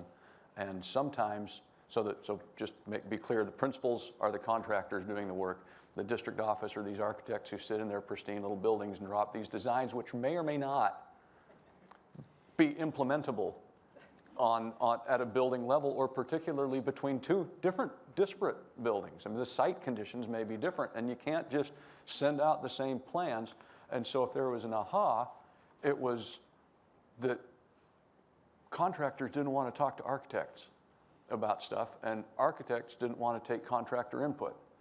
And so that, again, put the principal supervisor right in that center role to move communication in both directions, not to stop it one way or the other, but to facilitate and from time to time direct it. No, both directions. You need to lay off and you need to do it. But the principal supervisor became crucial that way, to be the mediator between the contractors and the architects. And the second aha, and it's something it's very close to this and other things that the other panel talked about, is the value of a really solid induction program. I said it a minute ago, when they come from the universities, and however responsive the universities are in their administrator, their school leader preparation programs or not, when they get to us, and in Granite, we hire people from all across the country, so it's not that we can just look at the University of Utah. We've got to look in general. People come to us, and so we've really designed a 3-year, half-day a month scope and sequence for people who are promoted. So you might go through this as an assistant principal, but then you become a principal, and it starts all over again, because if you've ever been an assistant principal and then moved over into the other seat, the world looks different, even though it's a 3-foot move from one chair to the other. And the induction is all the form stuff. It's more than the meeting where you all sit in the room and HR walks through and holds up, waves these are the forms to use, and then sits down, and then purchasing comes and says, if it's more than 5,000, you need 3 bids, and you're writing down just quickly, and then they're down, and then up comes human. It's got to be a real solid, long-term, over time,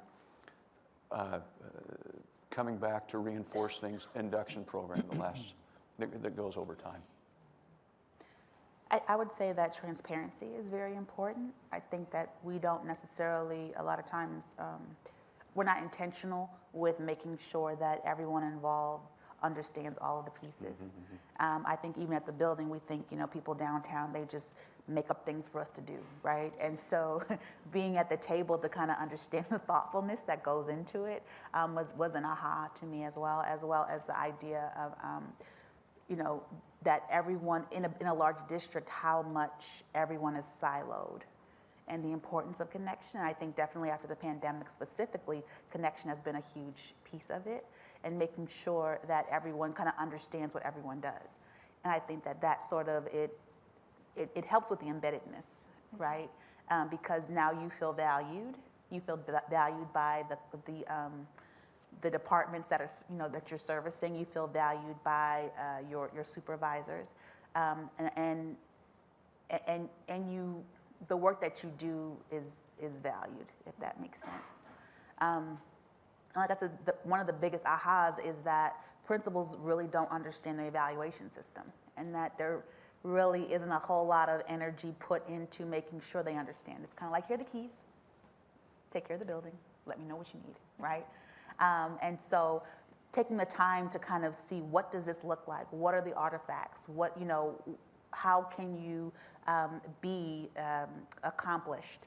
Like, what does that look like? That was really helpful for a lot of new principals and old principals as well, both of those. And so the aha in terms of where the opportunity gap of knowledge was, and this program sort of served to fill in those gaps. It gets back, right, that's that job better. Like, you understand your job, you know what you need to do to progress, and it's very clear what you need to do to do well at your job. That, at the end of the day, if you've got those three things, it makes a huge difference about how much you like your job. And then I'm slightly biased, Raul, because what you're talking about, I came in and jumped right into the effective implementation work, and you hit on that so well. Change is so hard, and I think that was a big aha, and kind of talked about being transparent and that connector piece too. That effective implementation and thinking about those conditions, change was really hard, and how do you make sure that it's communicated well, and communicating it a lot more times than you think you need to communicate it. Lastly, so kind of thinking from here, we touched on a couple, but what recommendations do you have for other district leaders or people of support who want to apply some of these findings to their work or a project that they might take on? I would say in terms of principals, having a variety of different types of principals, not just levels, but you have principals from high performing and low performing, because the needs are very different. And so as many perspectives as you can get in terms of what that embeddedness needs to look like, the better.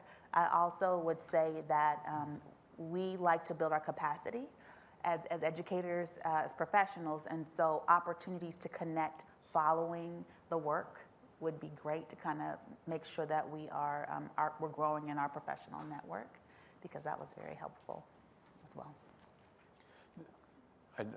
I think the first thing that has to happen is that the superintendent and board, and you've been talking about this all morning, take control of administrator hiring and appointment.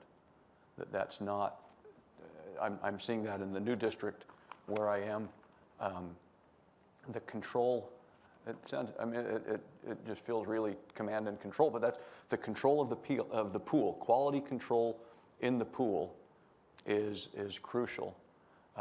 Because the most important thing that we do is appoint principals, and we've got to get the right people. There's enough people in the pool. We've just got to there's enough people who apply to get into the pool. We've got to make sure that the pool is the kind of people that we want working for us, that have the vision that we have. And then, once we've got the pool in place, then we can let the other processes go to select from that pool rather than from somewhere else. So I think a precondition to the conditions is that you've got some quality control on the pool of applicants. Yeah. And I would add, Ms. Molinar said maybe the addition of assistant principals to this cross collaborative team, but also from my perspective and lens now from the talent management side, the addition also of talent management at maybe that middle level leader that needs to be a part of this work, to have a more meaningful conversation about what the work actually looks like through that recommendation packet, right? What are the obstacles we're going to face when we make a recommendation for an assistant principal, so it doesn't create an alert down at the person that is actually processing that recommendation. Number two, we've modified our selection for assistant principals and principals recently with the addition of academics as part of that work. So how does academics, if instructional leadership is one of the main areas for attention to make improvements in student achievement, then really maybe bring them in earlier to the conversation in a more meaningful way about you're a part of the selection process as well. So we have integrated them. We have 3 steps that we do. We have, of course, an interview set of questions for them. We also have them calibrate an instructional video, and they also do an essay focused on equity and how they would respond to an equity scenario. And so we've added other factors such as blind scoring to make it a more equitable process, but also academics be a part of that calibration and scoring so that it's an integral part of the work we're doing, all focused towards improving student achievement. So I think those are just really good things to consider moving forward. I just wanted to add that I think the belief that the principal is the most important lever that's essential in this work. And I think consistency as well, because one of the things why we were successful is because our group, it changed slightly, but overall the group remained the same, whereas other districts, there was a lot of turnover.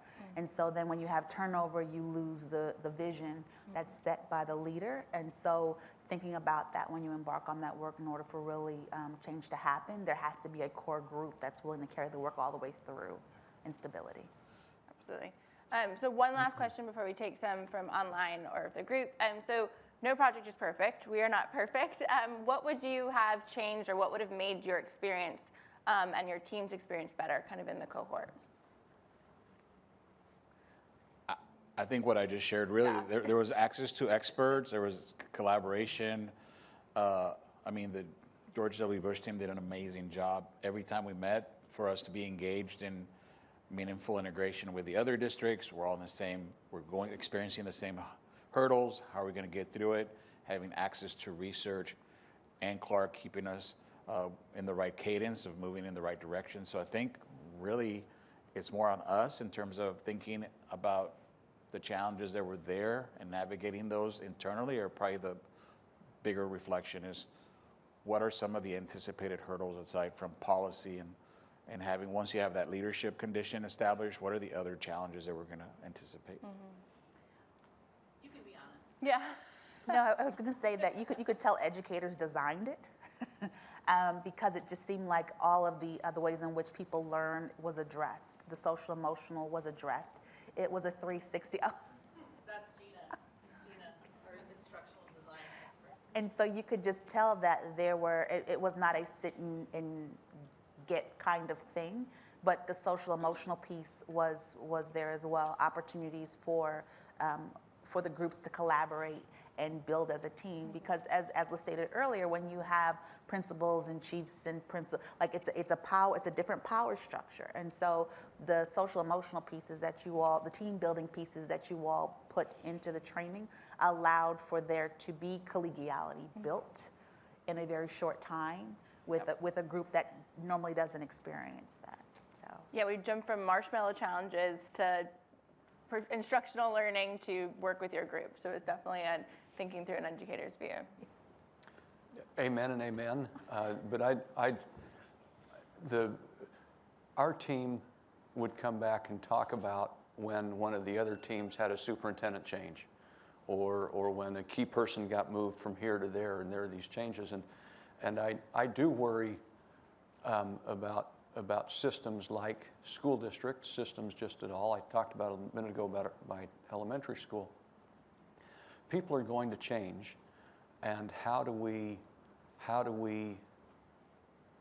maintain systems and maintain this direction so it's not a personality thing? How can we systematize that? So that's not a.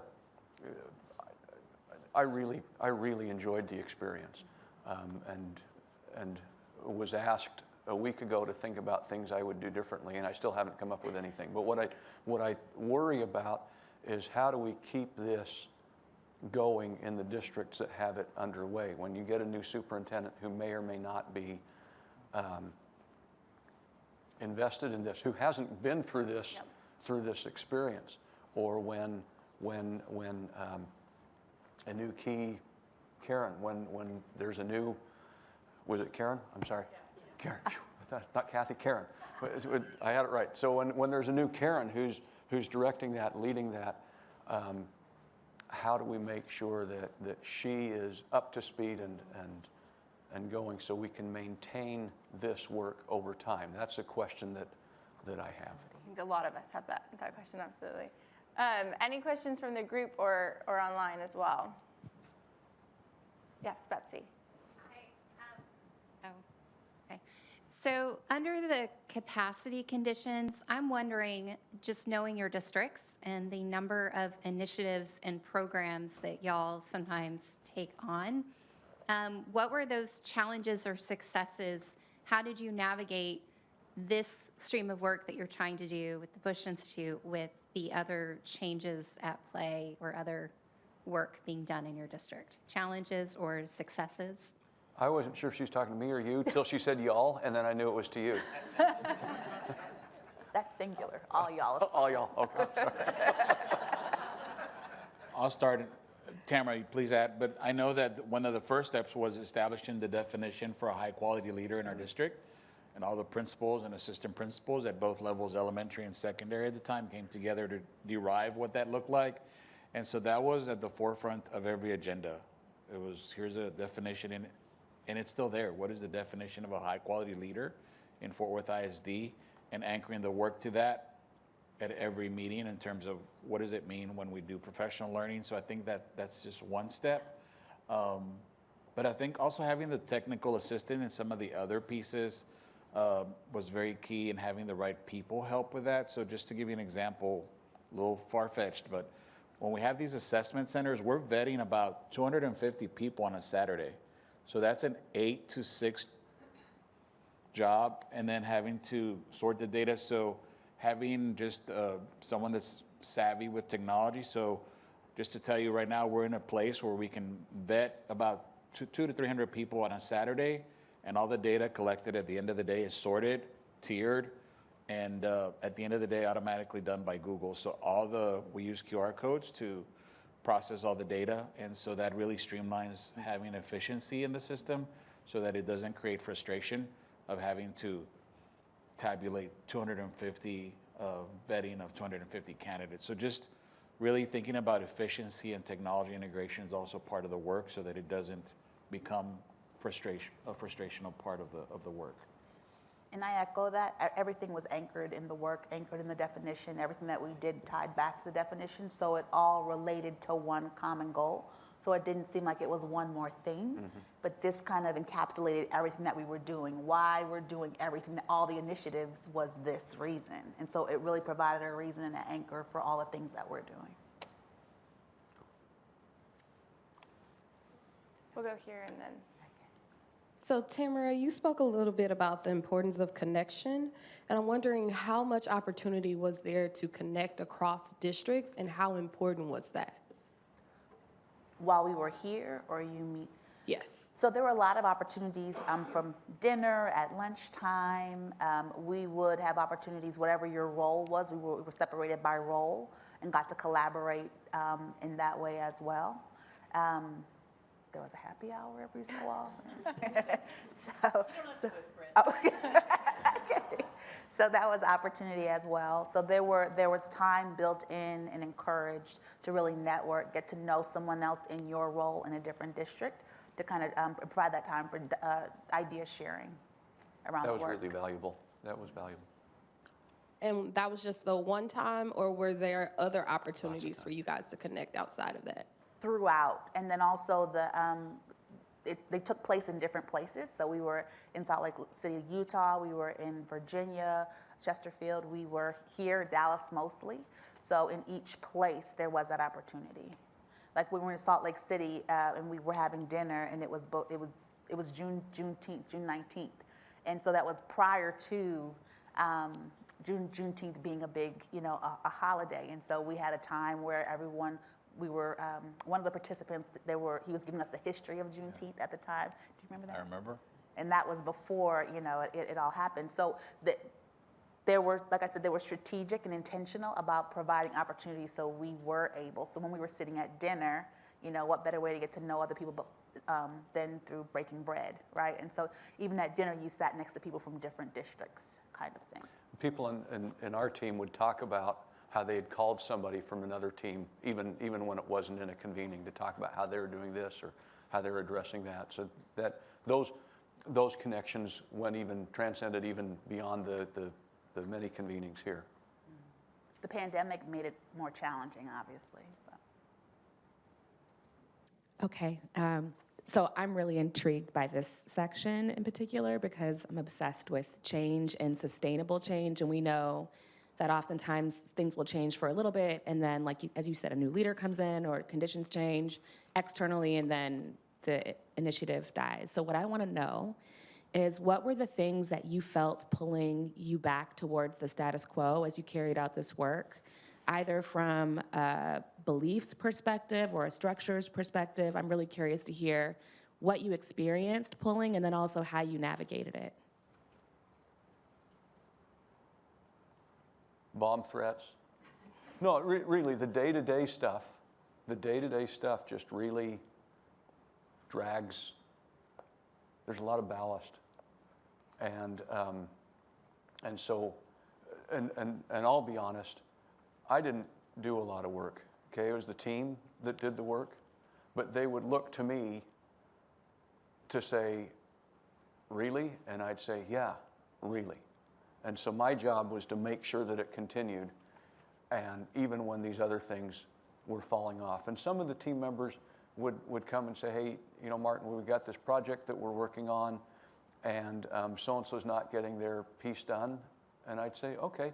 And then I'd wander through the building and land in their office and say, so tell me how that's going. And they'd say, I've almost got it done. I said, oh, that's great, because this really is important to me. And let me know how those pieces fit together. And then I'd leave. And so that's a big part of my role, I felt, was to make sure that we could overcome the inertia and the ballast and so on, and keep it in the front of people's minds. I really would say the pandemic, because your priorities changed. It was about safety and keeping children alive, and so that took precedence over the work that was sometimes being done. And then I think also too, with the pandemic, in education as a whole, people, their why changed, if that makes sense. There were fewer opportunities to connect, and you realize in education the importance of connection. So some things, and a lot of the research that was done prior that was effective because of prior conditions, the pandemic put a layer on top that has not been researched, and we really don't know how to tackle, if that makes sense. And so going forward with conditions, with things that were effective in conditions prior to the pandemic, has not necessarily always been as effective, right? Like, students learn differently. Before I would feed my faculty and they were good for about a month. Now it's about an hour.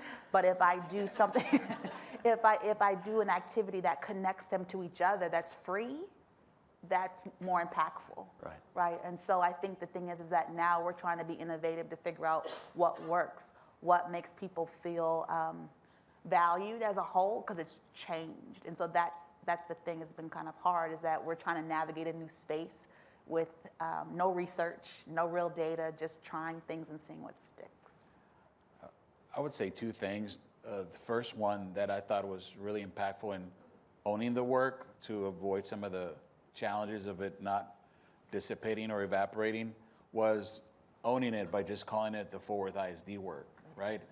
Because at first it was the George W. Bush work. And so we keep calling it the George W. Bush work. Then you're like, well, there's nobody from George W. Bush here, right? There's an advisor that supports us, but it's the work we're supposed to embrace. So I think Ms. Molnar made it very clear, and she even still does now, right? We have to own the work. It's not the superintendent, it's not the board members, it's us. And talking about it as owning it, I think that was the first big step for us of, this is the work we're doing to improve the quality of leadership in our district. So step one. And I think the other one was just really talking about it and making sure that, I heard you say what obstacles, really, when the principals, I go back to the diagnostic work, and we talked about listening to principals. When they saw that we were listening and actually doing something about it, and Ms. Molinar started talking about, what about these pyramid leads and how can we incentivize them to create a career path? Many of our high school principals already have the salary of our executive directors, our principal supervisors, so there's no incentive for them to transition into a principal supervisor role because they're almost at the same pay grade. So recently, just looking at the compensation manual as well and how we can create better career pathways for our staff is very important. But when they started listening that we were actually taking their feedback and doing something with it, they actually were excited about it. So I think aside from the political pieces, I think they heard us, and I think Tamara's here as a testimonial that it really, I think they felt it, and I think it created a lot of comfortability for us to continue this work and make sure that it moved forward with ease. We had a question over here. Left to the right. Thank you, everyone, for your reflections. My question is more like looking forward. What are some of the changes or challenges you forecast you will have to address or tackle in order to preserve this work? We know the landscape has changed. What is your team sort of like thinking about addressing in the future to make sure this work continues?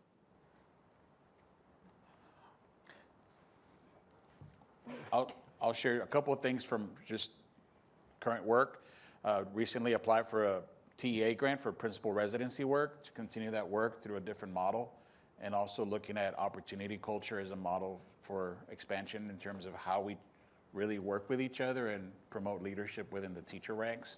So I think that's a shift.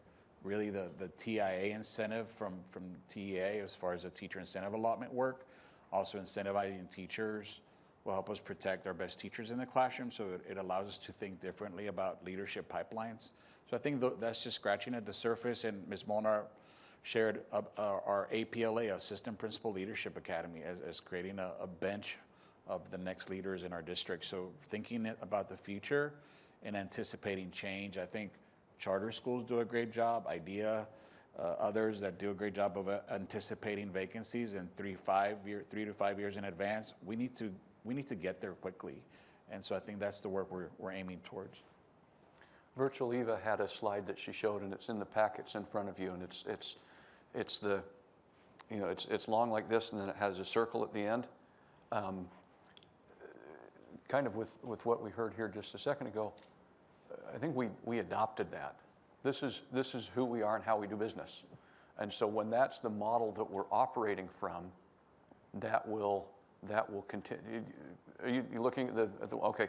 When that's our adopted integrated model, and we live with the pipeline and so on and so forth. There we go. Thank you. When that framework, when a district has adopted that, then that will continue even as people change, because this is how we do it. This is just who we are. This is the way that we function, and integrating these kinds of things into the culture, so that it's not, this isn't the Bush framework, or this, I saw something like that from the Wallace. No, this is ours. Mm-hmm. This is the way we do it, and that then will stay in place after key people pick up and go. I think that's a perfect note to end on, right? How do you take an idea and make it part of your practice and full-time work? So thank you guys so much for the panel. If you have any other questions, they'll be around. But thank you for sharing kind of your experience and some great wisdom for those that go forward. Okay, so I asked Lindsay to think about, given everything you see, what resonated the most with today's conversation, and what do you think we should prioritize as we better support principals given what you've seen? Maybe take about 5 minutes and help kind of model the group to prompt some future discussion, and then I'll have Mary Moore come up and help us with a full reflection. Well, It's an honor to be with you, and congratulations on the work that you all have done. I mean, Holdsworth got started working on principal pipelines in 2016, 2017, and so have in a lot of ways been kind of working in parallel and have really benefited from ongoing conversations with Ann and her team. So really pleased to be here. So I have sort of been tracking throughout the day some things that resonated. You know, we've now worked with 19 districts in supporting principal pipelines, and so can basically say, yes, we've seen that too in a bunch of areas. And so first, I would lift up the importance of the district advisor. We too embed teams in districts to support the work. But I wanted to say a little bit more about why I think that's important, because it'll relate to some of the second points. You know, so the first is those folks bring expertise and skill that can enhance and support the work. But I actually think the other things that are really important that have come up a little bit, but I wanted to amplify, is that I think that there are ways in which districts are not structured to do this work in a really streamlined and easy way. You heard a couple of points of evidence around this, of the need of cross-functional collaboration and the fact that the work of identifying, developing, selecting, and supporting principals can be fragmented in weird places across the organization. And so one of the roles that the advisor can play is to make kind of connections across those teams. But I think we do need to think about what does it look like to, over time, build a structure that's more supportive of this kind of work. And then the third is, we've heard a lot from folks we work with that those advisors provide a kind of welcome accountability. The reality is, I don't think there's anybody who works in the school system who doesn't think this work is really important, but the reality is it is often bumped down the list by other more urgent things. And there's a real appreciation of somebody showing up on a weekly or a monthly basis to keep it kind of at the top of the priority list. The second is, you know, we see a lot of similarities with conditions for change. I would highlight the two that we really view as preconditions. If they're not in place, it's hard to get the work started. And it's one piece under cultural, that humility and hunger to learn. Without it, it is hard to start. And the other is the key deputy under capacity. We call that person the district champion. And so thinking about who that person is, which is both, you know, positional at times, but really about influence and vision and the ability to connect folks. But then I would highlight the leadership conditions as something that is really important to sustain the work. So both that ongoing buy-in of the superintendent and the willingness to dedicate resources, people, and time, which we found if those moves aren't made, you know, in years 2, 3, and 4, those are the conditions that results in good work not being sustained. I would amplify the power of the diagnostic. We too run, I think it was called a massive diagnostic, and have started working on a lighter version. But just the value of having access to voice and also having access to data on human capital, which often, again, is kind of a lower priority issue. So then the big thing that I think I'm wrestling with, which is not a very direct answer to this question, but I think when we think about the sector of education, you know, we have districts, we have educators in the room, we have those of us who work in support organizations, funders, TEA. I think when I look at the theory of action, and we didn't spend very long on it, you know, the reality, this is really long-term work. Student achievement was in years 5+. And we didn't ask the Bush team to tell us where. You know, is it 5 in a month, or is it long? My guess is it's longer than that. It's also an indirect theory of action, where there's a pretty complex causal chain of things that need to happen to get to your ultimate outcome. And anytime you have long-term indirect theories of action, you're going to have less confident results. And I think we as a sector don't value those things. We don't value long-term, indirect, complex, difficult, resource-intensive work. We want short-term, immediate, 100% guaranteed success interventions. And there's a good reason for that, because the work that we do is urgent. There are students sitting in classrooms right now who need something to be different for them, to have the opportunities that they deserve.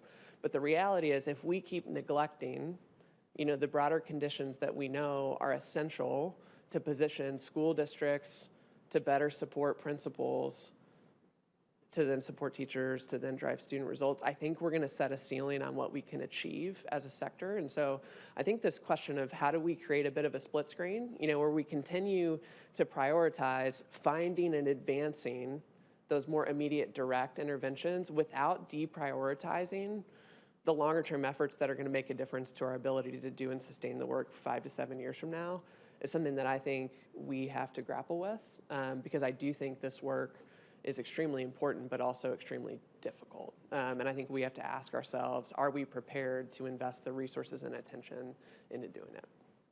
Awesome, thank you. Mary Moore, would you come on up? So we were gonna, if we had more time, we were gonna have you do a little discussion in your tables. What I'd like you to do is maybe take a couple minutes to think about this. You could turn and talk, and then I wanna listen. So I've asked Mary Moore Hamrick, who I said is our new Managing Director of Domestic Policy, to help facilitate a conversation where you all just share your answers to this. So I would say take a couple minutes, turn and talk. Mary Moore will probably walk around a little bit, and then we'll have you start to share out, because I really wanna listen to your ideas. All right. I want to look at this table right here and start with you. We want to get some more comments from what resonated with you today. There's so much, there's such a breadth. Shalika? So, I mean, we just talked about how a lot of this resonated with us. And we talked about one of the priorities is that this work is just going to take a while. To Ashley's point, that it's just like a paradigm shift, like for the principal supervisor, the principal, not to see themselves as like this outer admin support, but like the actual instructional leader and the coach that's doing the work. And for so many years, that hasn't been the case. So it's going to take time and the continuous effort of a lot of the people in this room to make sure that that shift is happening. So some intentionality. And some concentration. How about you, Ms. Ashley? I was sharing a question that I actually had based on something Mikkel said earlier about how you determine when that key stakeholder is not the right person, because it isn't necessarily always a formal title, or districts have different roles that that person might inhabit, and so how you in the situations where it was the wrong person, how you figured out that that was the barrier and then solved for it when that is, I imagine, a political conversation within many districts. I think something else that I'm thinking about moving forward is just how, to Shalika's point about the paradigm shift for leaders, how you continue to incorporate characteristics of that strong leader. Like I think Raul was saying, you guys started with defining what a strong leader looks like. And I think getting to that next level, maybe it was Tamara that said this, but thinking about how different campuses, particularly in large districts, have different profiles. And a strong leader for one school is not necessarily a strong leader for another school. So kind of merging campus profiles with leader profiles to think about how you're getting the right leader for the right school so that there is better retention, so that there is job embeddedness. Just thinking about that as a step moving forward, or like the next sort of level for this work. So there's a common commitment. I want you to share with this lady right here. I heard her making some good observations, and I don't see a name tag. But there's a common commitment to a goal, but there are differences. There's different opportunities. There's different personalities, and we're coming together. Add some more thoughts to what resonated with you today, and let's just go ahead and share what you think we should do to prioritize to better support principals going forward, however, what your comments were that fit into those two questions. Well, our group was talking about just a couple of things, but just this job embeddedness concept and what does it look like to make sure that there is representation across the district, across different positions, different experiences, and how all of that collectively comes together then to define what a high quality leader looks like, or what job satisfaction looks like. Like, how are we not being exclusive and who gets to define that, but that it's a cross-functional, cross-team design effort in that work. And then I think another thing that just continues to bubble up, which has resonated with me listening to all of this work coming out, is this shifted mindset at the central office that everybody works for the principal. I think that's a really hard, we just continue to see that, and I think it's understandable. There's systems that are put into place that make that really hard. But I think And that's a big thing to continue to crack is what does it look like then to make sure that everybody outside of the schools knows that their number one role is prioritizing the school and what happens in those schools. So how do you keep it top of mind? Tracy, you had some thoughts. Why don't we get you to weigh in? No, I echo everything that TK was saying, and I think it is about we understand the impact of the principal supervisor in being a key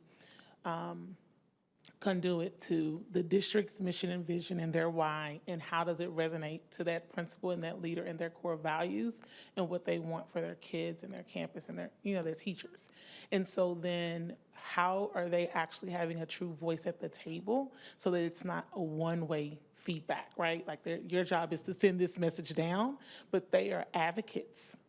And we're coaching them around how do you advocate for campuses, the different needs, and how do you also influence policies that are going forward? Like how do we then build their capacity to be able to do that work? And oftentimes those power struggles, they often are just disseminating information. And in it's the role. continual feedback, Luke, as you learn and you grow and you continue to coach. Let's get some thoughts from this table over here. Do we have anybody? I know we've got our leader tomorrow, but is there anybody else here that would like to share, or anyone over here at this table?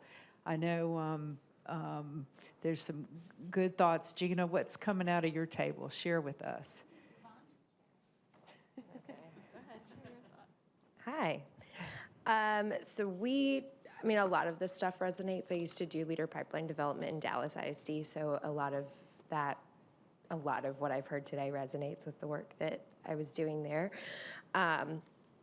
But I think one thing that got us really excited is this, what Fort Worth ISD shared about really sitting down and defining what a high quality leader looks like and how important that was in anchoring everything and how it's at the forefront. Got us excited because we actually convened a group of human capital leaders in Dallas County. And they're currently designing a portrait of a teacher with our friends over there at Pick.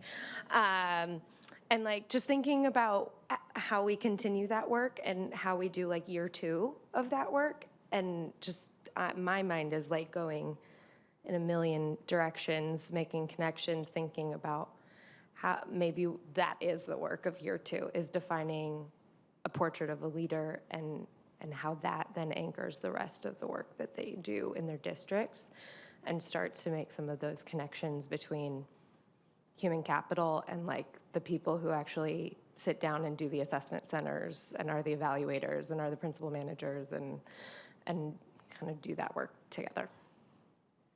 Who else wants to share? What do you think we should prioritize going forward in addition to support principals? Any other thoughts?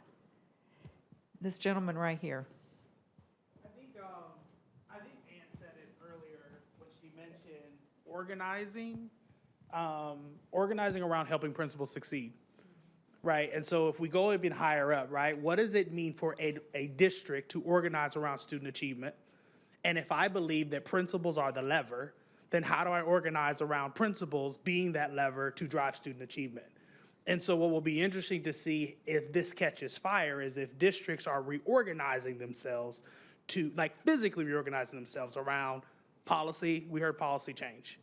We heard practices change. And then we heard people change. Typically, we don't do all 3 of those. And we say it's systems change, right? But if you're gonna do that, those 3 things are interlocking.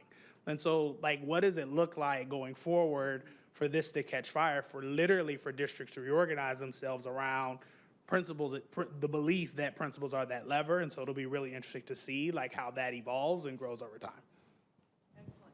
Thank you so much. We have one lady back here. Sorry, I know I've been talking a lot, but this has been really fascinating. I'm really struck by what Lindsay said around the long-term game that we're actually playing with this and the complexity that's involved. And I'm also struck with the reality that the way that our governance structures are set up often, we've got short cycles where we need to show results and people are speaking on particular things that they need to see.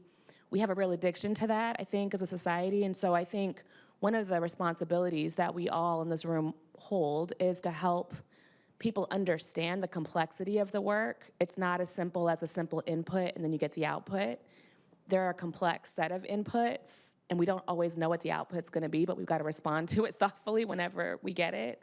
And so I think helping the general public, and particularly our boards, understand the complexity of this work, I think is a really important thing that we should all be prioritizing. One more. Any more? Pedro. Thank you. We're always in the same thinking wavelength, so thank you so much for that entry point. The split screen version that Lindsay shared about this long-term and short-term dichotomy, I think this coaching on coaching piece feels short-term. Of course, there are conditions in every institution that might make that longer term, but it feels like something we could prioritize to support principals to be successful, retention, job embeddedness, and so forth. But that long-term concept of don't put it in your extended monitor, keep it in the split screen version because you want to look at both of those things at the same time and think about the system level piece for efficiency and evolution. I think that the teams that spoke today make key decisions to keep both realities or plans at the forefront. Yeah, it's reality. You're gonna, I think of the Stephen Covey principles and what you're always gonna have, it's easy to do what's urgent, but it's harder to do what's not so urgent but very important. So it's that split screen. Lindsay, you've provided us with a great example. Well, I've been very excited to moderate. I want to encourage you all to celebrate where you are on this journey. This has been a 5-year journey. I'm just thrilled to come in and learn from it. And I'm honored to turn this back over to Ann Wicks. And I want a round of applause for Ann and everybody in this room for what you've done to get us to this place. And I encourage you to keep it going. Thank you, Mary Moore. Thank you for doing that, because it's nice to just actually sit and listen. So I appreciate her stepping in to do that. If you have ideas or thoughts for us about, hey, somebody else needs to, can you make sure they know about this? Please let us know. We try to share this widely and broadly, and that includes sometimes policymakers and those who get in the way of this happening well in districts, so I'd encourage you to think about that.